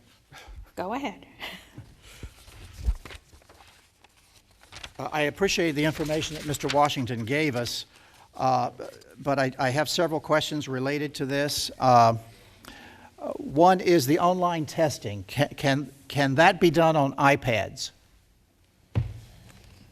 The ruling the state has given us so far is that iPads can be used, they can be used. However, what they are saying at this point in time is the virtual keyboard on the iPad cannot be used. So what does that leave you with? You need a Bluetooth keyboard to use the iPad. So tell me what that means in terms of what equipment will be needed, for example, in the high school in order to conduct this state testing. The high school will be all right where they are. If we plan to use the iPads, we would have to purchase them a Bluetooth keyboard. However, there are laptops in the high school that the students could also use. So what we have to take a look at is how many kids will be taking the test and for what time period. We'll have to work out the logistics there to see exactly, do we have enough laptops if they're going to use the laptop to take the test? And if it's not a plentiful amount of laptops, and we do plan on using iPads, we will have to make them Bluetooth keyboards. And that's as things stand today. But the state will change tomorrow. I mean, I do understand about testing and wanting students to be as comfortable as possible with their testing environment and the testing equipment, but it seems like to me we've got a little bit of a dilemma there, that if our high school students have become accustomed to using the iPads, and they're not using laptops, but then they're going to use laptops for the testing, I don't know. I don't have a laptop, but I would think that that physically is different from working with an iPad. It's just a concern I have there. And I do believe that there might be some value. One member of the audience had suggested having an outside consultant look at the tech plan. I do believe that there is some value in that, so that the public is assured of some level of objectivity. Even though I have no question about your integrity, I just think that that has some merit. And I would be interested in knowing who the stakeholders were that work with you, Mr. Washington. I don't know all the names by heart, but we certainly took attendance at each of the meetings, and I can provide you a list of who those individuals are by name. And finally, I was really interested in knowing the total anticipated cost for the 3-year plan, but in answering some of the other questions, I believe you indicated that that would be impossible to do. Yeah, we generally work with one budget year at a time, and the state fully recognizes that. I think the 13-14 budget has already been presented to the board. I don't remember the bottom line, but I know we only look at 1 year at a time. Is it possible, though, using today's cost, to project with today's cost what that cost might be for year 2 and year 3, so that we do know, the bottom line on this 3-year tech plan? The danger with projecting technology costs, it's such a fluid thing, it changes so rapidly. However, what I can tell you is this, the infrastructure we put in place, we won't have to revisit that over the next 3 years. That we won't have to revisit. The thing we have to take another look at is the equipment that's in the kids' hands. That could change on a daily basis. Right now, the laptops that are guaranteeing us 6 to 7 hours of battery life, they're about $1,200. I anticipate that cost going down. How much? I couldn't tell you. I can tell you this, there are vendors saying they are looking at getting those laptops down to $500, $600. That would be great for us. But I don't want to go out on a limb and tell you what's going to be the charge for whatever this technology is 2 and 3 years from now. If we can recall, 2010, when we last wrote the tech plan, there was no such thing as an iPad. That's why I don't want to take that leap of faith. And from what I'm hearing, this is the reason I'm a little bit conflicted here, is what I'm hearing from the news and the newspapers is that laptops are also on the way out. And yet the state appears to be requiring that all these schools get these laptops. In a few more years, they're saying that laptops will be passé. And I know you have no control over that. I completely understand that. It's just that it seems like a no-win situation for the local school system. It's a tough position to be in because what the state has told us, if you're using a laptop, these are the specs it must meet. If you're using an Android device, these are the specs it must meet. If you're using an iPad, these are the specs it must meet. So we're trying to gauge as best we can, based upon what they're telling us today, what we're going to have to use in 2014, 2015. Dr. Gorman, do you have the answers to the Not yet, question? but I will. Oh, you don't have them. Okay. Does anyone else have any comments or Just questions? clarification on Mr. Poy's point. What are we doing with the gymnastics thing again? Because that's an out-of-state one, right? That's a big one. Dr. Gorman is looking that up. Okay. There it is, I have it. Should we pull it from the? I have No, it. he has it. No, I have Okay. it.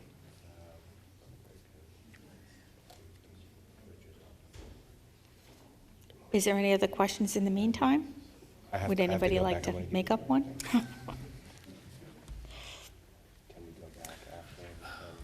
After you guys do this, and I'll just go ahead and get specifics for you. Would you like me to go over the equipment? He needs more information in order to answer those questions. Is he going to be able to get it for the, for? Yes. Okay, then Mr. Gorski would like to discuss something else while we're waiting. On the business administrator's report, there's a lease purchase for technology equipment for the 13-14 budget. And there was a question before about adding to the highway and adding new technology, and what exactly are we buying in 13-14? So I just wanted to go through the list just to give a flavor of what the items are. and particularly for the ones that are being replaced. And Reggie, feel free to supplement my answer if I don't have the technical expertise. We need 3 new Dell servers in the district. Reggie, what's the purpose of the servers? Your servers are where they generally serve 2 purposes. Either what the user authenticates with, you put in a username, password, that information is stored on the server. Or where the user saves their files are also stored on the server. Most of the files that teachers, administrators, and students have are not stored locally on that device. They're stored on the server. Just in case the device that's in the hands of teachers, administrators, and laptops should go bad, they still have to work. So the server provides storage for some of those type of environments. Okay. In addition to that, we're purchasing 30 notebook computers to replace outdated and non-working laptops at Brookside School. Constantly on the liaison agenda are laptops and student devices that aren't working or batteries that can't hold the charge. So this is 30 replacement computers for notebooks at Brookside. These are not new. Additionally, there's 30 teacher notebooks being replaced at the Monroe Township Middle School. These replaced items are in excess of 10 years old. When you have a notebook that's in excess of 10 years old, good luck with it. We have 3 new computers for new staff members. We have 125 student iPads for new and increased enrollment in the district. We have 25 IBM notebook computers to replace outdated or non-working computers at Oak Tree School. We have 15 computers on a mobile cart to support classroom instruction, including Rosetta Stone, core curriculum, K-12, 21st century learning, and to complete the partial class set purchased in 12-13 at Woodland School. These items are also in the age of about 10 years. So the majority of the instructional devices that we're purchasing here are replacement of very antiquated equipment that's still being used in the classroom.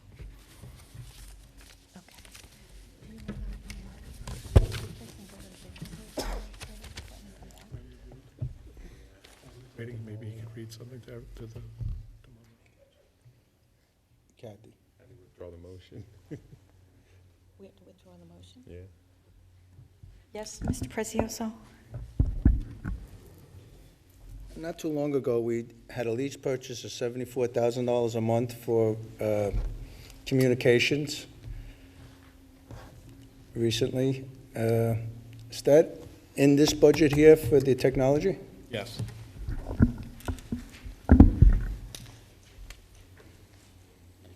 Is that the end of your questions? Yes. Okay. We can go ahead and do the business administrator's report, but we would have to have whoever made the motion withdraw the motion for the board action items and then come back to it, unless Dr. Gorman has the answer. That's why I didn't. All right, you can Got it? Yes. Like being here. Or unless somebody else has more questions. I could read something. Listen, make Would you like to read Okay, Mr. Yes, Boyd. we'd like Ira to read something. The gymnastics volunteer, while we do not have a team, we do regularly have kids that compete at competitions at national levels and county competitions, and we also send them to Bishop Art to practice. This person is part of that whole organization and is highly qualified, so he goes for a refresher training, so he's up to date on all statutes and protocol in order to get our kids available for these programs and county tournaments and recognitions in absence of having an official team. And we will probably have a student competing in the Olympics in 2016. Really? Yes. Summer Olympics? Yes. In gymnastics? Yes. She actually came Wow. to us on a modified schedule, I think, last year.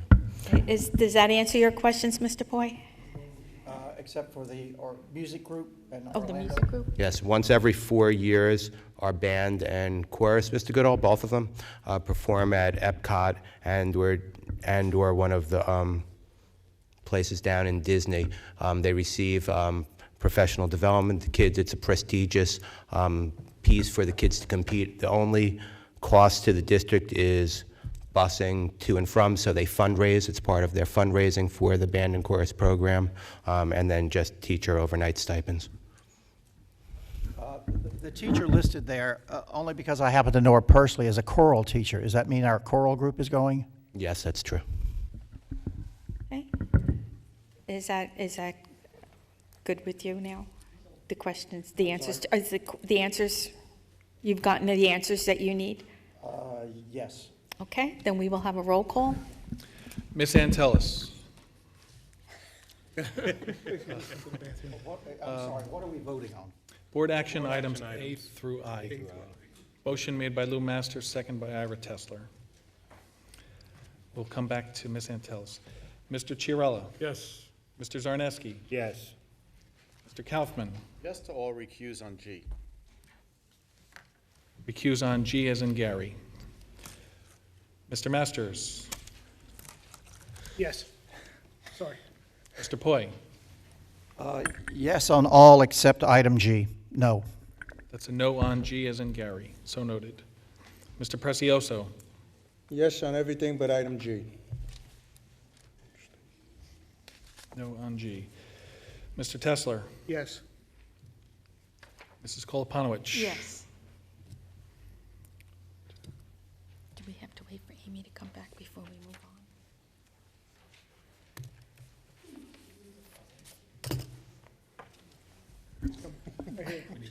We are waiting for Ms. Antelis to return so that we can continue with the roll call.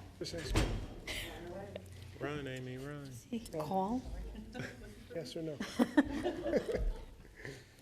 We have had the roll call for items A through I on the board action items under the superintendent's report. And that is a yes? Yes. So noted. Madam Board President, board action items A through I passes. Okay, thank you. And we will go to the business administrator's report, Mr. Gorski. Madam Board President and members of the Monroe Township Board of Education, it is recommended that board action items A through N be approved by consent roll call. So moved. Ms. Antelis? Second. Mr. Masters? Are there any comments or questions for Mr. Gorski? None. Seeing none, we will have a roll call. Ms. Antelis? Yes.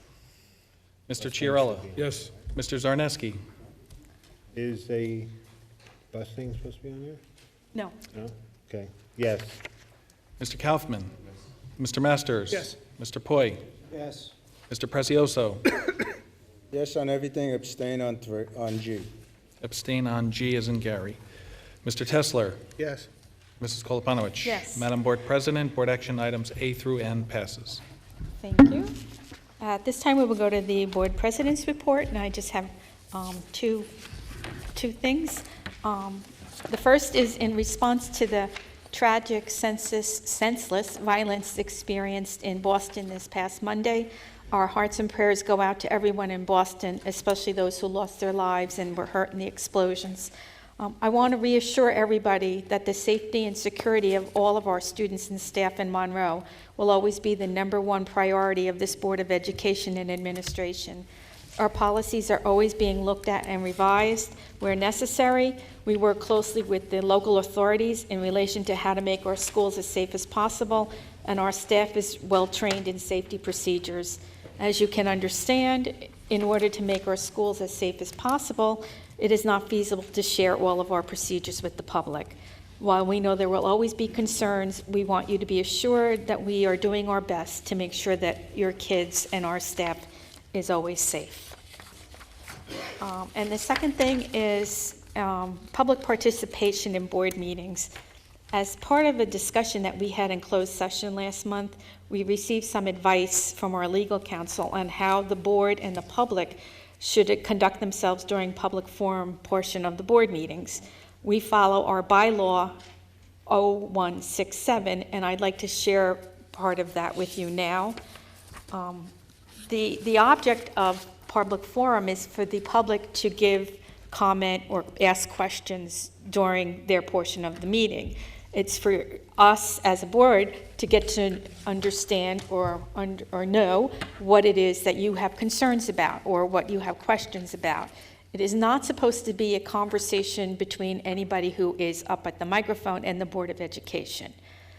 So the bylaw reads, the Monroe Township Board of Education is supportive of public participation in board meetings.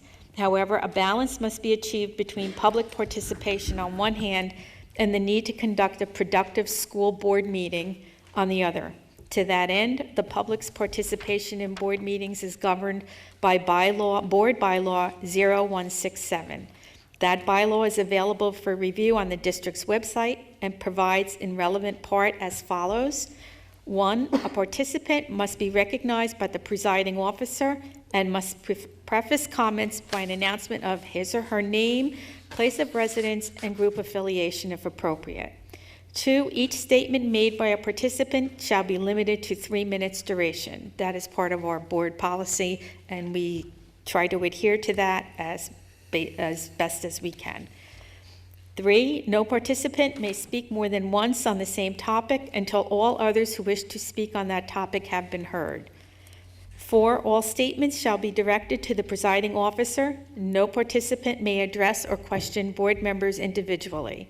The presiding officer may, that's number 5, A, interrupt, warn, or terminate a participant's statement when the statement is too lengthy, abusive, obscene, or irrelevant. B, request any individual to leave the meeting when that person does not observe reasonable decorum. C, request the assistance of law enforcement officers in the removal of a disorderly person when that person's conduct interferes with the orderly progress of the meeting.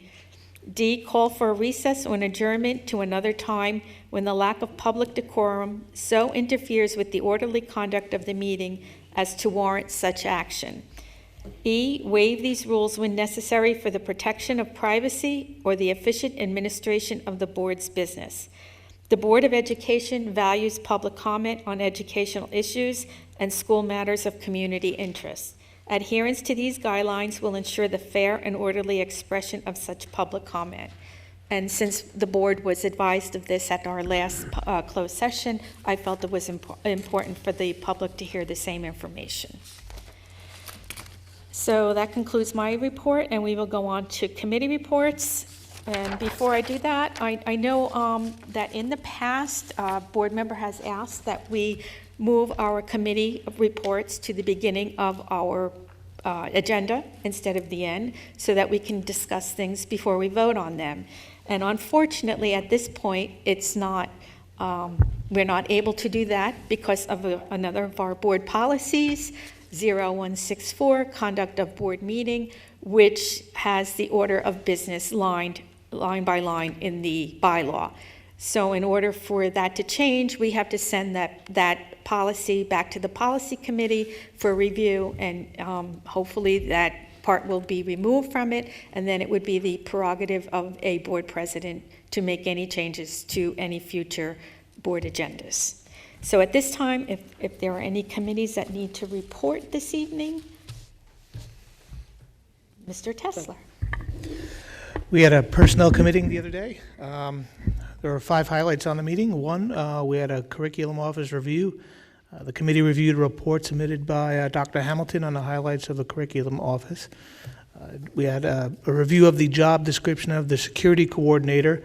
We reviewed the job description and wanted some more clarification from the board attorney before we submitted that job description to the whole board for vote. So we tabled that for the next meeting.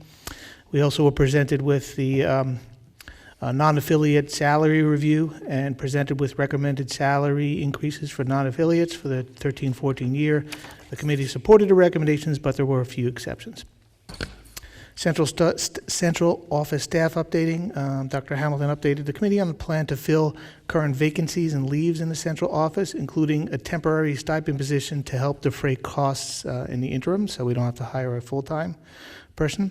And last but not least, we wanted an update on the math supervisor search, and we were waiting for budget approval for that. Now that budget approval has happened, that process will be starting. Thank you. Anyone else?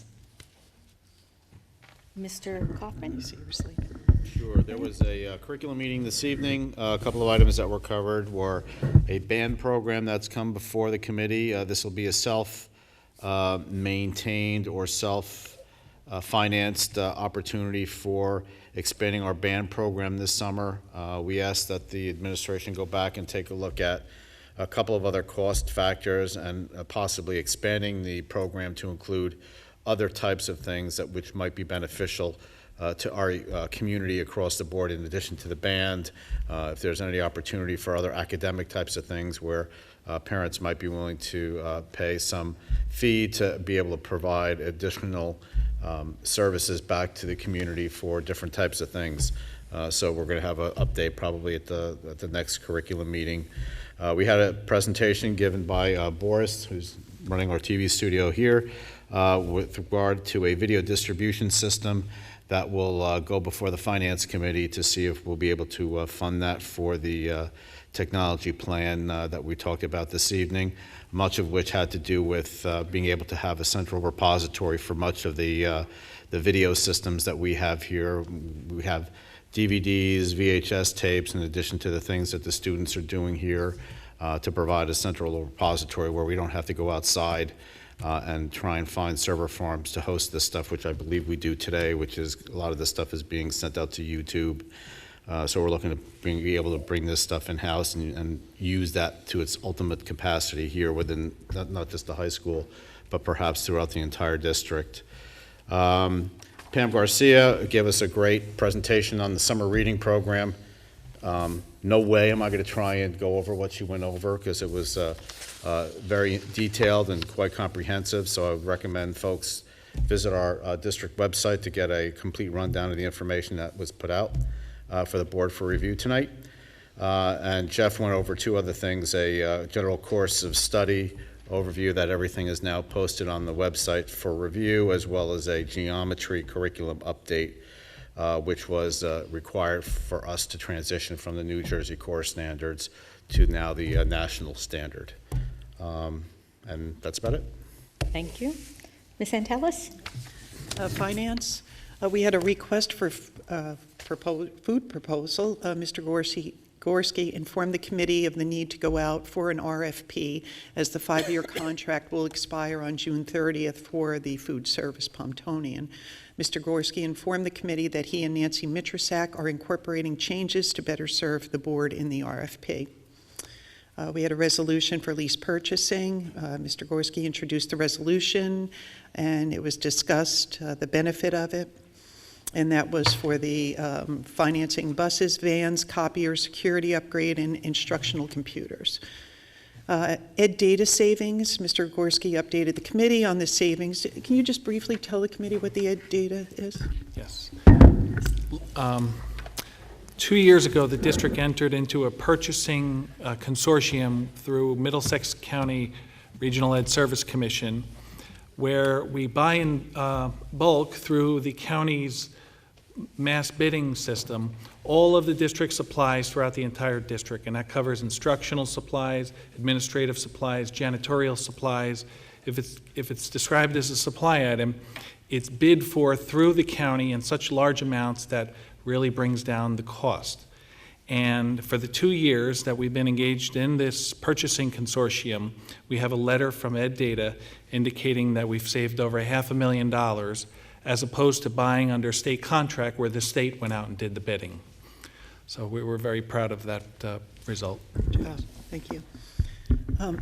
MECA, it was presented to us the financial information with a loss of $173,554.92. The majority of the committee recommended to keep the program going for 1 more year and to reevaluate next year.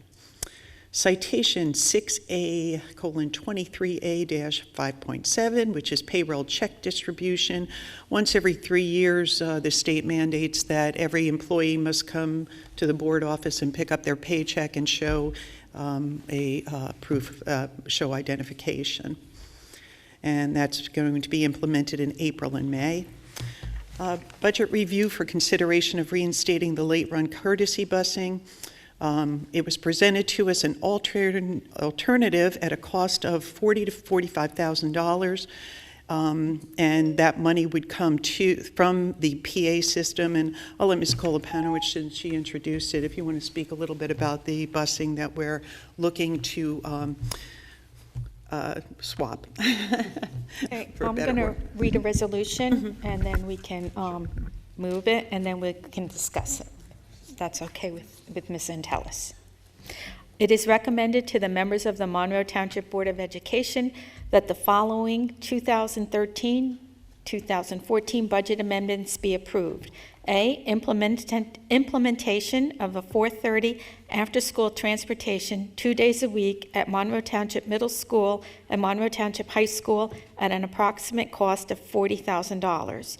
B, eliminate the Monroe Township High School PA system upgrade approved in the 2013-2014 budget for an amount of $47,800. Be it resolved that administration will seek alternative funding sources via local groups, and if such resources are recognized, the PA system upgrade will be readopted in the 2013-2014 budget. So moved. Second. Moved by Ms. Antelis and second by Mr. Tesler. And I just want to reiterate on that, we are looking for alternate funding from two groups. I don't want to mention who they are because, one, we haven't approached yet, to cover the cost of that PA system upgrade. Mr. Prezioso? I'd like to make a comment on that. What are we going to do when the sports teams want their PA system for their sporting events? And what about the zero busing when the people want zero busing to come back? This was discussed so many times, and now we're reinstating it. We're only opening up a can of worms. I mean, down the road, we're going to have to face other groups wanting something. So Well, that's my opinion. if I start at the beginning, at the last meeting, there was a recommendation that was approved by the majority of the board to look at expenditures in the budget to see if we can come up with something that can be removed and to reinstate the 4:30 busing. While I approved that, I was having a very difficult time to reinstate the whole 4:30 busing. I do believe that since our children or students at the high school are mandated to stay after school for testing or for after-school help, that we needed to do something for them to make sure that they got home safe. And a lot of times you come in after school, you take a test, you're over in a short amount of time, and then you're waiting 3 hours to sit here for your parents to come home. So I talked to Dr. Hamilton and Mr. Gorski about doing testing days so that everybody at the high school knew that whether it's Monday and Tuesday or Tuesday, Thursday, or whatever would be testing days, everybody would know that those were testing days. We would have as many clubs as possible to meet on testing days, or if you wanted your child to have extra help after school, and you could not be available to pick them up, we have 2 days that would have bus service. So I thought it was a good compromise from what parents were requesting and for what the board could or could not support. So if anybody has a comment regarding this, Ms. Antelis? Yeah, I really am not in favor of taking things out of the budget that were already there. The reason that I am supporting this is because children need to stay after school for extra help. Children need to stay after school for testing. Not about clubs. It's about the testing. It's about the extra help. And I do believe that we can get these other two groups. One group has already given me sort of an okay on it, and I believe that we could get the money from an outside group. And that's really the things we should also be looking at, is going to outside groups for these kind of things. Anybody else have a comment? Nobody? Okay, then at this time, we will have a roll call, Mr. Gorski. Yes. Tesler. Yeah. Ms. Antelis? Yes.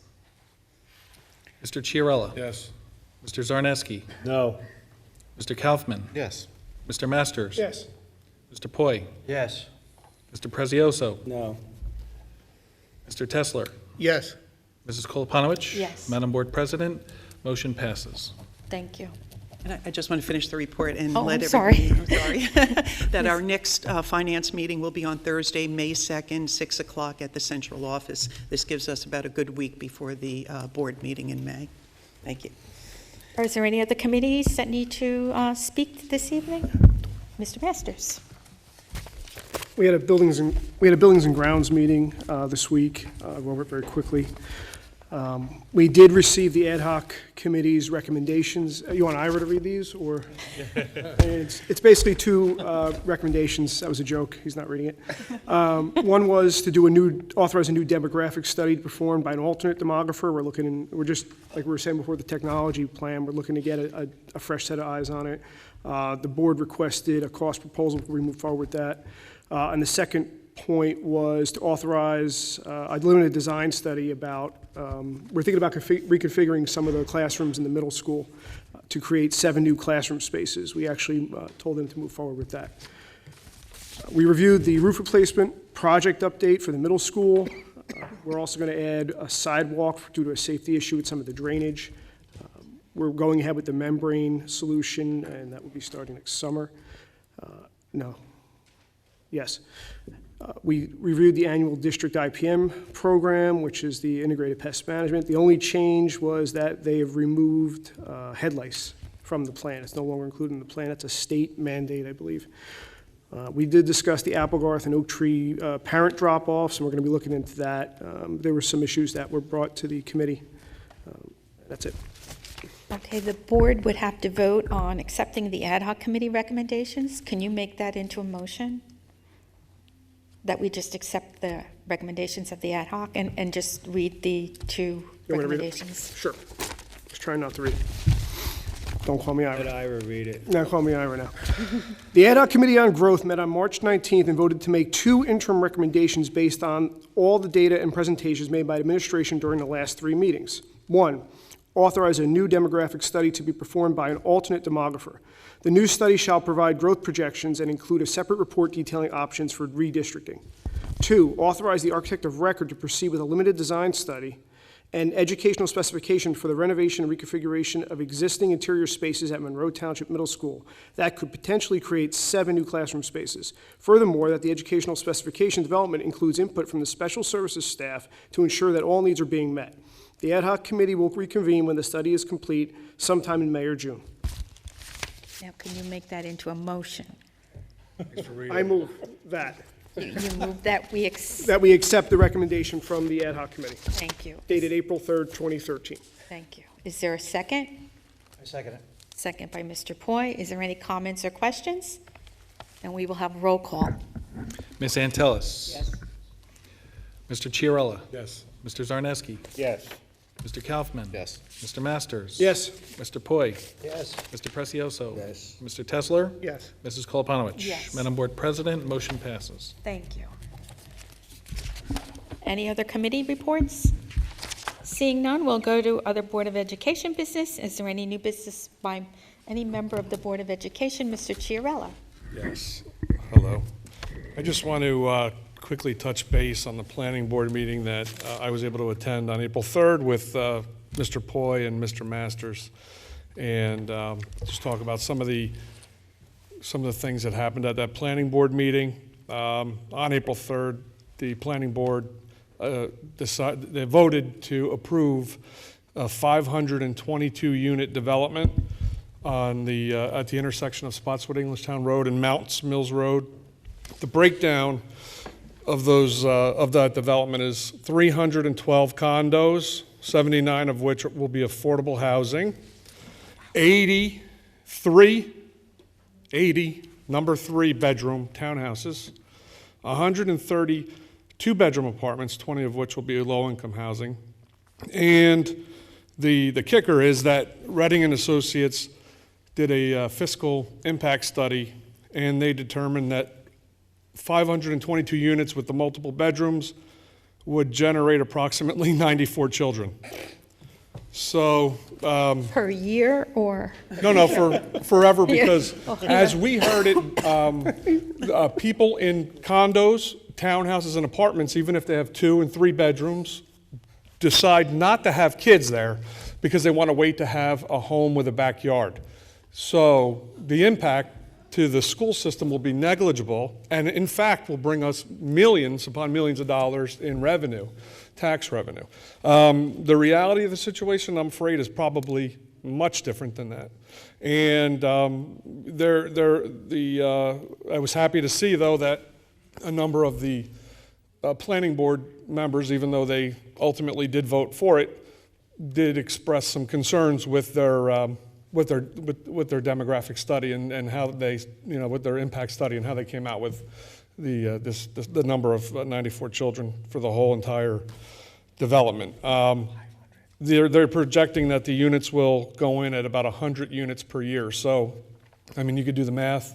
I can tell you that, and I know this is a G audience, but I have 6 children, and I wouldn't have waited for a house with a yard before I got busy.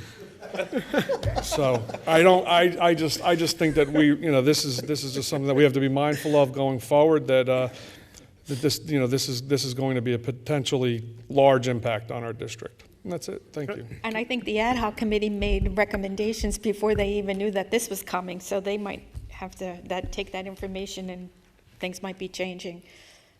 Mr. Masters? I just wanted to add to that. Something that was brought up was, I know the mayor had a different take on the number of students, the estimate, because he was using a different coefficient. His, which was, I think, a little more rational, was about 400 students out of those. So 8,400. And if you look at that across 5 years, which is what they said usually is what it takes because they were experts to put these in, at a 1%, which is very low, growth of our costs, which are currently 14,063, you will see by the 5th year $5,738,834 cost to the district. That's if it starts next year. For every year, if we add 1%, it'll go up. Now that's only the Mounts Mills one. There's another similar one that's going in on 33 in Applegarth, which I believe is 180 units. Now it's not exactly the same, but if we apply that same coefficient, that one over 5 years will be 1.9 million for a grand total over 5 years. And this is cost to the district, which will have to be included in the budget, Mike, of $7.6 million.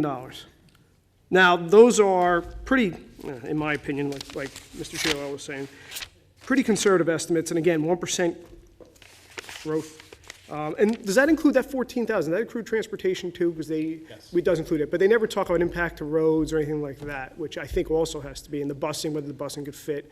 We always have to think about stuff like that. So I just wanted to throw out numbers because I know we like to talk numbers and everybody kind of reacts better to the numbers.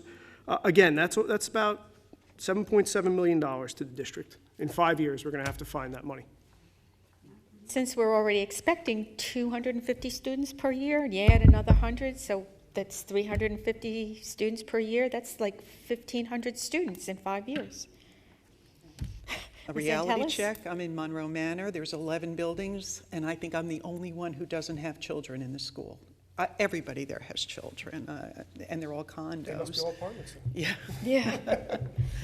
Madam President, if I may add to that conversation, as Mr. Chiarola mentioned, I was also at that meeting, and I don't want it to go unmentioned, the fact that not only the mayor, but several members of the planning board did seriously question the developer's projection, the attorney's projection based on some expert that knows these things in New Jersey about the 94 students. And the resolution that they adopted to approve the 3-year preliminary plan is contingent upon also an independent panel or committee appointed by the town council to look into that impact and come up with their own assessment of that. And they do want a member of the Board of Education to belong to that. And I know that various residents of the township have various opinions about the town council and the mayor, but in my opinion, the only way out of our dilemma is to somehow slow down the growth in housing, because with housing you get more children, and more children add to the school tax, and the taxes paid by the homeowners of those homes is not at all adequate for the cost of educating those children. I believe that there is another planning board meeting coming up at the end of April, and I believe that a significant decision will be made at that meeting regarding some future plans in terms of housing versus commercial development. So I simply bring this to the public's attention so that you might try to identify when that meeting is going to occur so that you can be present to express your opinion in terms of what they are considering. I would not attempt to suggest one way or the other what you support. I just think that it's important for you to know that that is going to happen. And my own opinion is we're stuck as long as they keep building houses and people keep having children and the state doesn't give us any additional funds. And the answer is not to build age-restricted communities, because then the state says you have more wealth to provide for your schools, so you don't need any more help from us. It's really at a point where I think we need to slow down the growth in housing in Monroe and give the taxpayers and the schools a chance to catch up. Thank you. Well, unfortunately, the Board of Education, our responsibility is to educate any child that comes into this community as a resident. And we have nothing to do with the planning of the township. We have nothing to do with supporting anything or voting for anything. We have no say on the planning board. We have no say on the council. So whatever they support, we have to deal with as a member of the Board of Education. Is there any other? I just would like to ask Ken where that development's going in again? On the intersection of Spotswood Englishtown Road and Mounts Mill Road. Thank you. Anyone else? Mr. Masters, did you want to speak about the oak tree garden? Oh, thank you. You're welcome. Wait, I actually have a prepared speech. You want to go first, Phil? Oh, Ms. Antelis? I just want to talk about committee meetings. When we had first, years ago, decided to open our committee meetings up to open to the public, it was decided that the public wouldn't be able to speak. And one of the reasons for that is it's not fair to the other board members not to be able to hear that discussion. Whatever the public hears at these meetings, whether the public is board members or people from the general public, there really shouldn't be any comments from them. It's just really not fair to the other board members. They know it'll be brought up at the meeting, the public meeting, and that's really the time for everybody to comment. So, yeah, you know, and it happened at finance. It really wasn't a big deal, but I think we should adhere to that rule, just for the fact that other board members are not there to hear that kind of conversation. All right, I have to read something. Oh, okay. It was written by somebody for me. Last weekend, which is why I'm very burned, Oak Tree had a program, a Green Thumb program, and they actually built a garden. I'm going to read the whole spiel about it, and so everybody gets the gist. The Oak Tree Applecroft PTA has a grant program set up, and they funded Mr. Gleason, the second grade teacher at Oak Tree, to create a community garden. The PTA awarded $1,000. Parents and businesses also donated additional funds. And it started what's called a Green Thumb Garden Club for students and staff to watch the progress of the garden through the blog set up by Mr. Gleason. It's a pretty neat thing. The goal of the garden is to teach the respect for the environment, provide real-world opportunity to enhance the science curriculum, provide a calm and peaceful place for students, foster interest in healthy foods, and hope students may be more willing to try new foods to enhance the health curriculum, mainly my son, since he doesn't need anything. The garden will allow students to learn and work outdoors during the school day and to learn how to work together with classmates as a community. The garden will also allow parents, local farmers, and business owners the ability to participate in our school community. It was a great day. Parents, teachers, staff, principal was there. Last Saturday, parents, staff, and students came out to build the garden. There's an official ribbon cutting May 22nd at 2 p.m. if you want to come down and see the garden, and the kids will take you around. It was a great day, even though I didn't realize how sunny it was. It's a little windy, but I think it's a great opportunity for the kids to give back to the school, the community, and the environment. It's really nice. Anyone else have any other Board of Education business? Mr. Kaufman? I'm just going to make a comment about what Ken brought up about this community going up. I've been on this board for a long time, and I've heard a lot of crazy things happen in this district, but I'll just go out on the record and say, if you're looking for a volunteer to sit on this committee to evaluate this program, I'll step up and volunteer myself if the board feels that I could represent them fairly, because I dare them to demonstrate to me that 500 homes will net 93 students. I dare them. So that's all I got to say. Well, they have not asked. There's been no request to the board to even about this committee. So if Ken didn't say anything, I wouldn't know. That's all I got to say. Anyone else? Okay, then we will go to closed session resolution.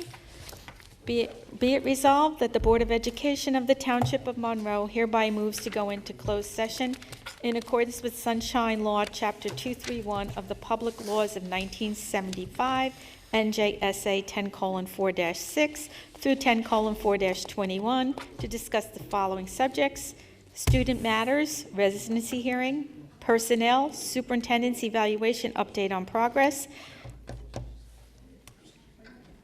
He said half.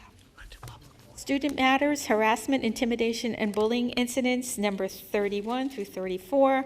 The discussion conducted in closed session can be discussed to the public at such time as the matters have been resolved, and this should take us about a half an hour. Is there a motion to go into closed? Second. Who was first? Mr. Chiarella and Ms. Antelis. All in favor? Aye. Opposed? Abstentions? Then the board at this time will go into closed session. At this time, the board will reconvene into public session, and I believe Mr. Tessler has a motion. Yes, ma'am. It is recommended to the members of the Board of Monroe, to the members of the Monroe Township Board of Education, it's been a long night, to hold a special Board of Education meeting on April 30th, 2013 at 7 p.m. at the Monroe Township High School for the purpose of the superintendent evaluation. Is there a second? Second. Second by Mr. Masters. All in favor? Aye. Opposed? Abstentions? Abstain. Abstain, Ms. Antelis and Mr. Kaufman, so that the board will be meeting on Tuesday, April 30th at 7 o'clock p.m. April 3rd? April 30th.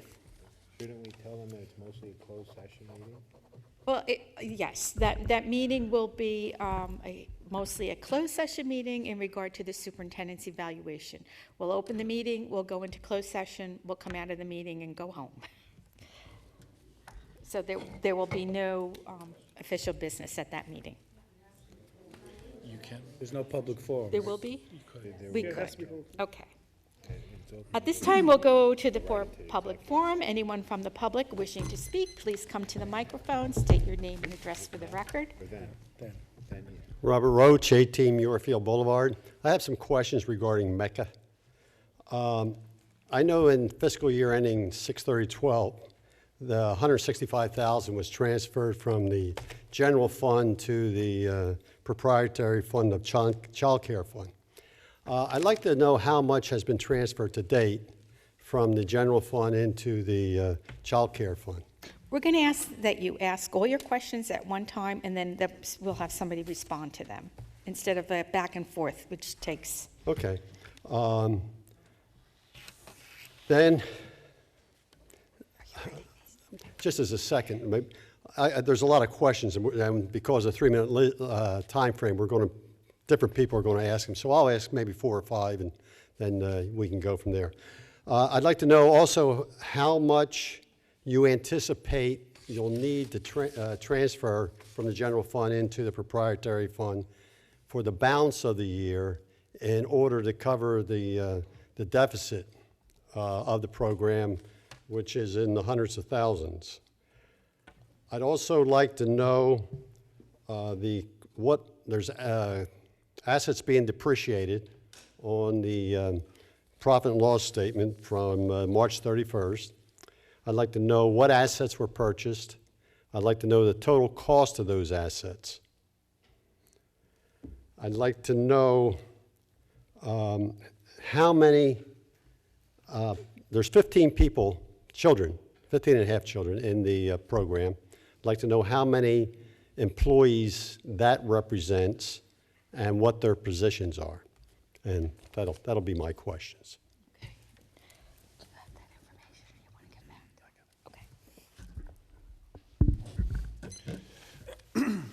Number one, question about transfers. You're absolutely correct. The Board of Education initially transferred $165,000 for seed money to get the program started, and then subsequently transferred an additional $35,000 for a total of $200,000 that has been transferred into the fund. Number two, how much will we need to transfer to make it through the balance of the year? That's difficult to say. It's dependent upon revenues that are coming in. But at the current expenditure rate and the current number of students enrolled in the program, it's foreseeable that you could probably need another $35,000 transfer for operating resources.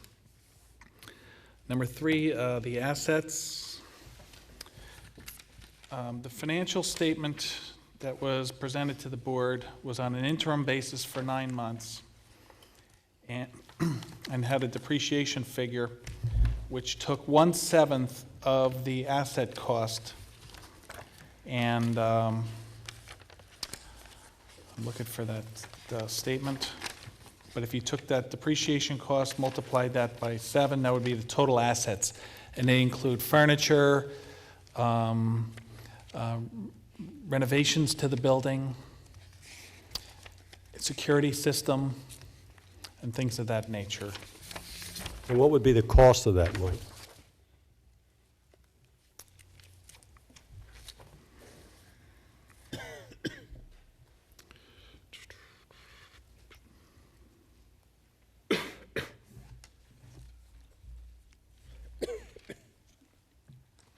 About $37,800.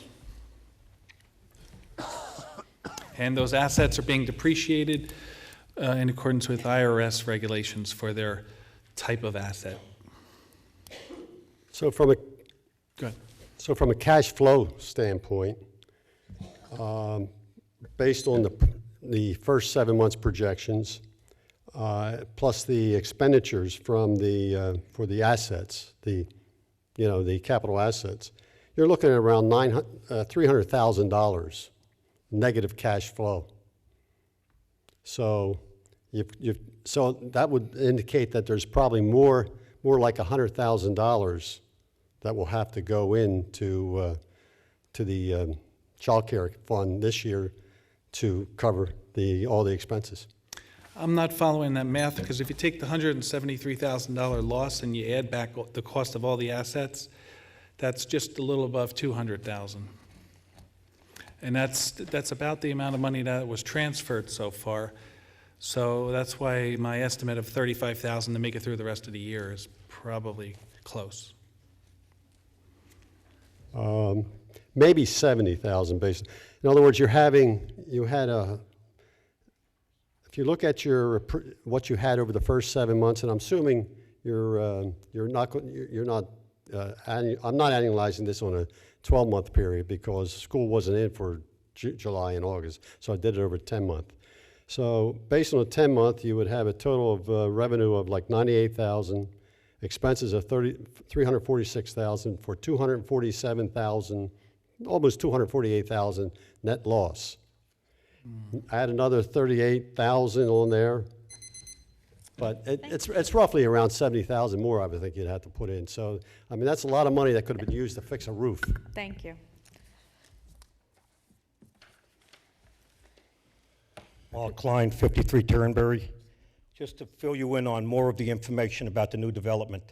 First, I want to thank Mr. Masters, Mr. Chirilla, and Mr. Poy for being there. These are the facts, okay? The plan will start, the development will start on 613 across from the Stone Museum, going across Mount Mills. What's going to happen with the horse farm, I'm not sure. I understand they're going to build around it, all the way down to where the farm is on 522. It's going to consist of 18 three-story buildings, 24 units per, plus about 24 townhouses. The buildings will house apartments and condos. So condos, we know they're going to pay property taxes. Apartments, we don't know how that works to pay towards the schools. It consists of 407 two-bedroom apartments or condos, 45 three-bedroom, and 24 townhouses, if that is the correct amount. The applicant stated 94 students, and they said that they felt that about 895,000 would be going, and this is only a guesstimate, would be going to the school district. Well, if you take 94 students times 15,000, it's 1.4 million. So using their numbers, we're in the hole as it is.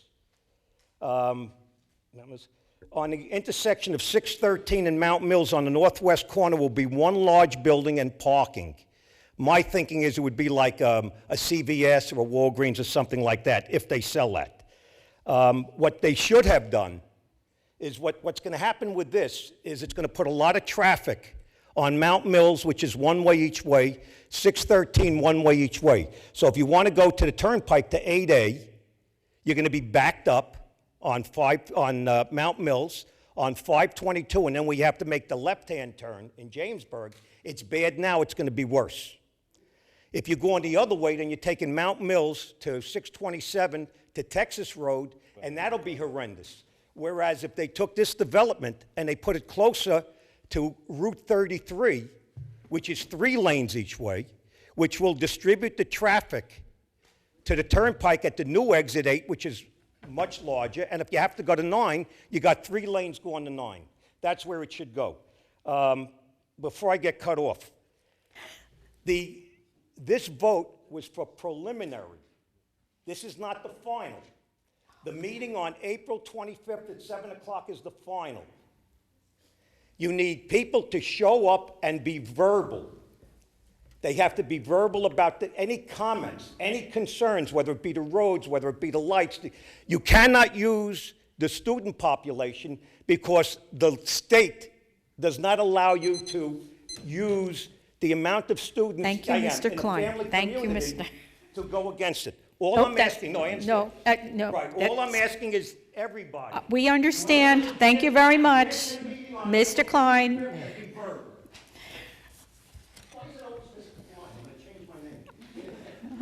Whatever you'd like me to call you. Okay. Nelson Chen, 4 Ashley Court.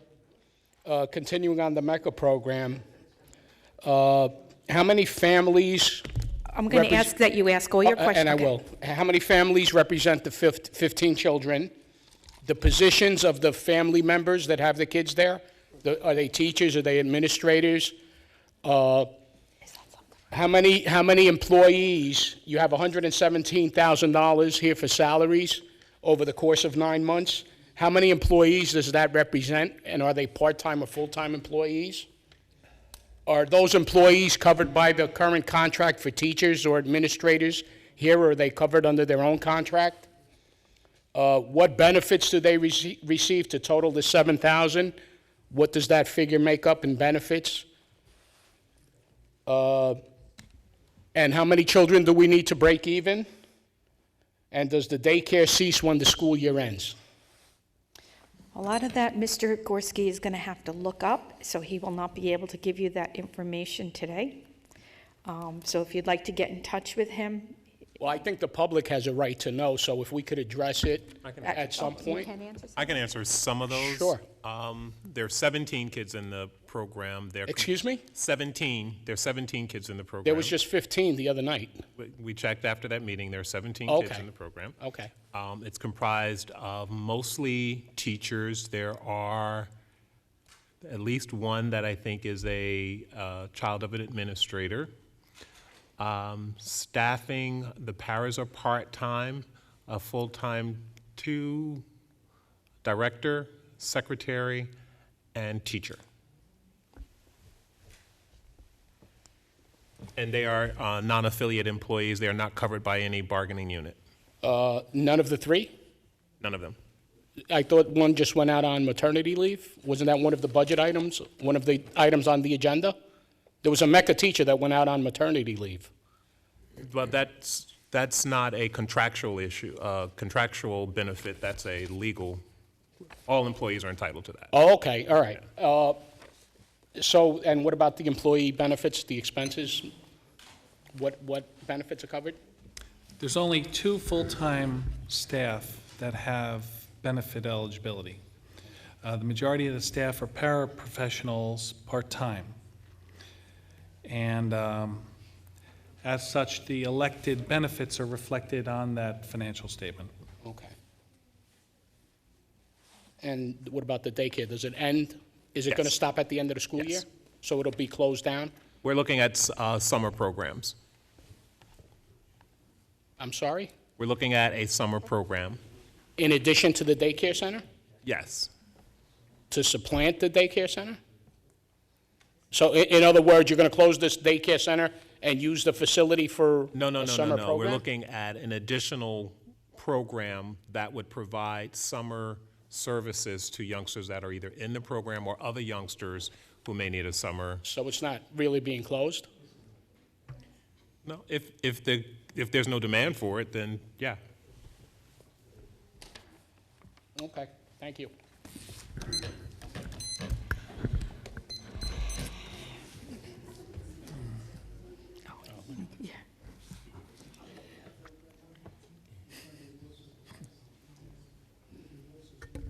Okay, just to reiterate, Michelle I have your- Arminio, 9 Nathaniel Street. Just to reiterate what you just said, and I know this is sort of out of context, but you said if there's no demand for it, then you won't have the summer program, correct? Correct. Okay, but there's a limited demand for the program to begin with. So why are we perpetuating a program that's really not up and running? It's not self-sustaining. You have asked for, you told the public that it was going to be a loan, it was going to pay for itself. Philosophically, I believe we should have daycare available for parents. I have no problem with that. But we have a pattern that you're not listening to the cries of the stakeholders, and which some people demean as the taxpayers, but you're not listening to the people's needs right now. You're perpetuating something that maybe in the future would be a good idea, but again, it's not thought out, it's costing money, and we just keep going around and around. Let me qualify. Please. The children that are currently in the program, if there is a need for a summer program that will sustain and support itself, then we will extend it. If not, the program is designed to be a 10-month program. How many, in the 10-month program, how many children do you need to sustain the program, for it to be self-sustaining? I don't know that number off the top of my head. Well, see, that's really, again, that's the I didn't say I problem of didn't have the planning. number. I just don't have it at the top, and I don't want to give a number that turns out not to be an accurate number. Okay, but we want education for our children, we want these programs, but not at the cost of doing it improperly and not having things, and then we keep perpetuating it, and some of the board members, while it may be a good idea that you keep voting yes for things that are costing money, I mean, it's all about the children. This is a small number of children, albeit may be very important, but then the children in the wider spectrum of the board's responsibility may be suffering for lack of those funds. So it seems not to be a reasonable pursuit at this time. And no one wants to say, okay, maybe we've made a mistake, or maybe not even a mistake, it's just not appropriate at the time.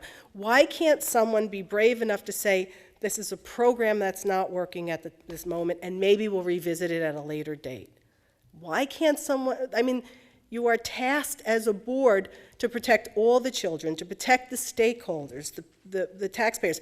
It seems that the cost for a limited amount of benefit doesn't work right now.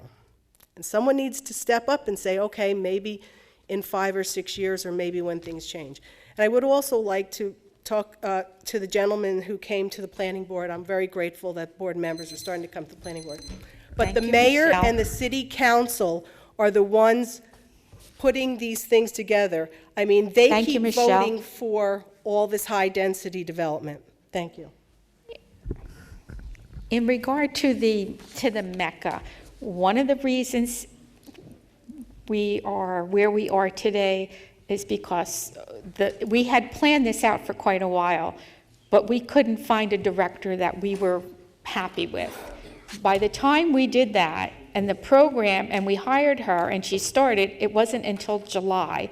And what we found out was that anybody who wanted to put their children in a daycare, especially a teacher, starts in September, has to register usually the previous March, April, May. So last year, by July, most people that we thought would be in our program had already put their children in another program. In fact, we had a couple people who left a deposit with us, but went to another program because we had no director and no program at that point. So we're in the process of recruiting. At this point, we don't know how many we will have next year, but we're hoping to know in a short time.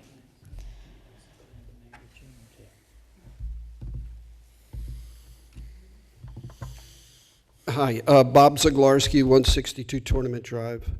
I would just like a clarification on how that money is actually transferred.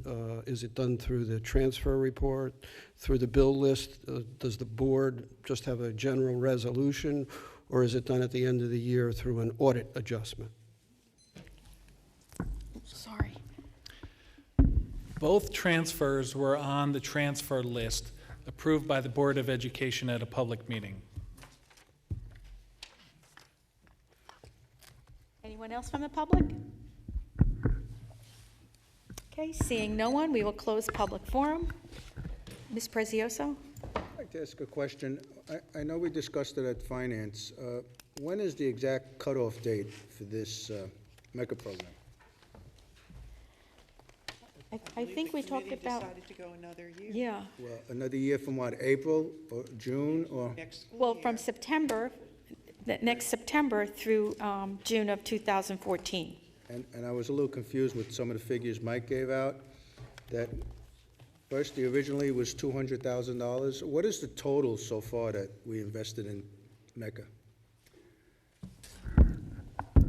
The total loans from the general fund to the proprietary fund known as MECA is again $200,000. That's the total amount that we're down? That's the total loan from the general fund to the MECA fund. That's the starting capital for the MECA fund, $200,000. But that money hasn't all been consumed yet, but that was the initial loan from one fund to the MECA fund. Yeah, but we had that sheet that said $179,000. That's not related to the loans. That's the actual performance of the fund on a profit and loss basis. Two totally separate things. First is a loan from the general fund to the MECA fund. That's just a resource of money. And then the operating The fund, second correct? one exactly is the operational consequence So of the fund. we're close to almost $400,000 then? No. 380? Not quite. One is a balance sheet item, it's a loan, and the operations of the fund are a loss of approximately $173,000 for the 9 months. Can board members get an update every meeting of how many people are signed up? Kathy had mentioned that last year they didn't have time in April and March and April. Well, March and April just passed and we still only have 17.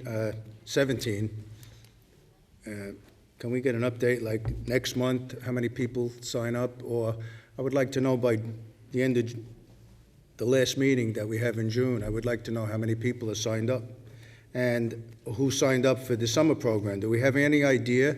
It's only a month away. I don't have that information available to me tonight. Okay. But we can get it for you. Thank you. Oh, and thank you for that life program. That's a great program. And Marietta and Dr. Hamilton, thank you. Okay, our next scheduled, anybody else from the board? Okay, our next scheduled public Board of Education meeting will be on Tuesday, April 30th, 7:00 p.m. at the high school. Motion to adjourn. Second. Mr. Chiarella, Ms. Antelis, all in favor? Aye. Opposed? Abstentions? Meeting is adjourned.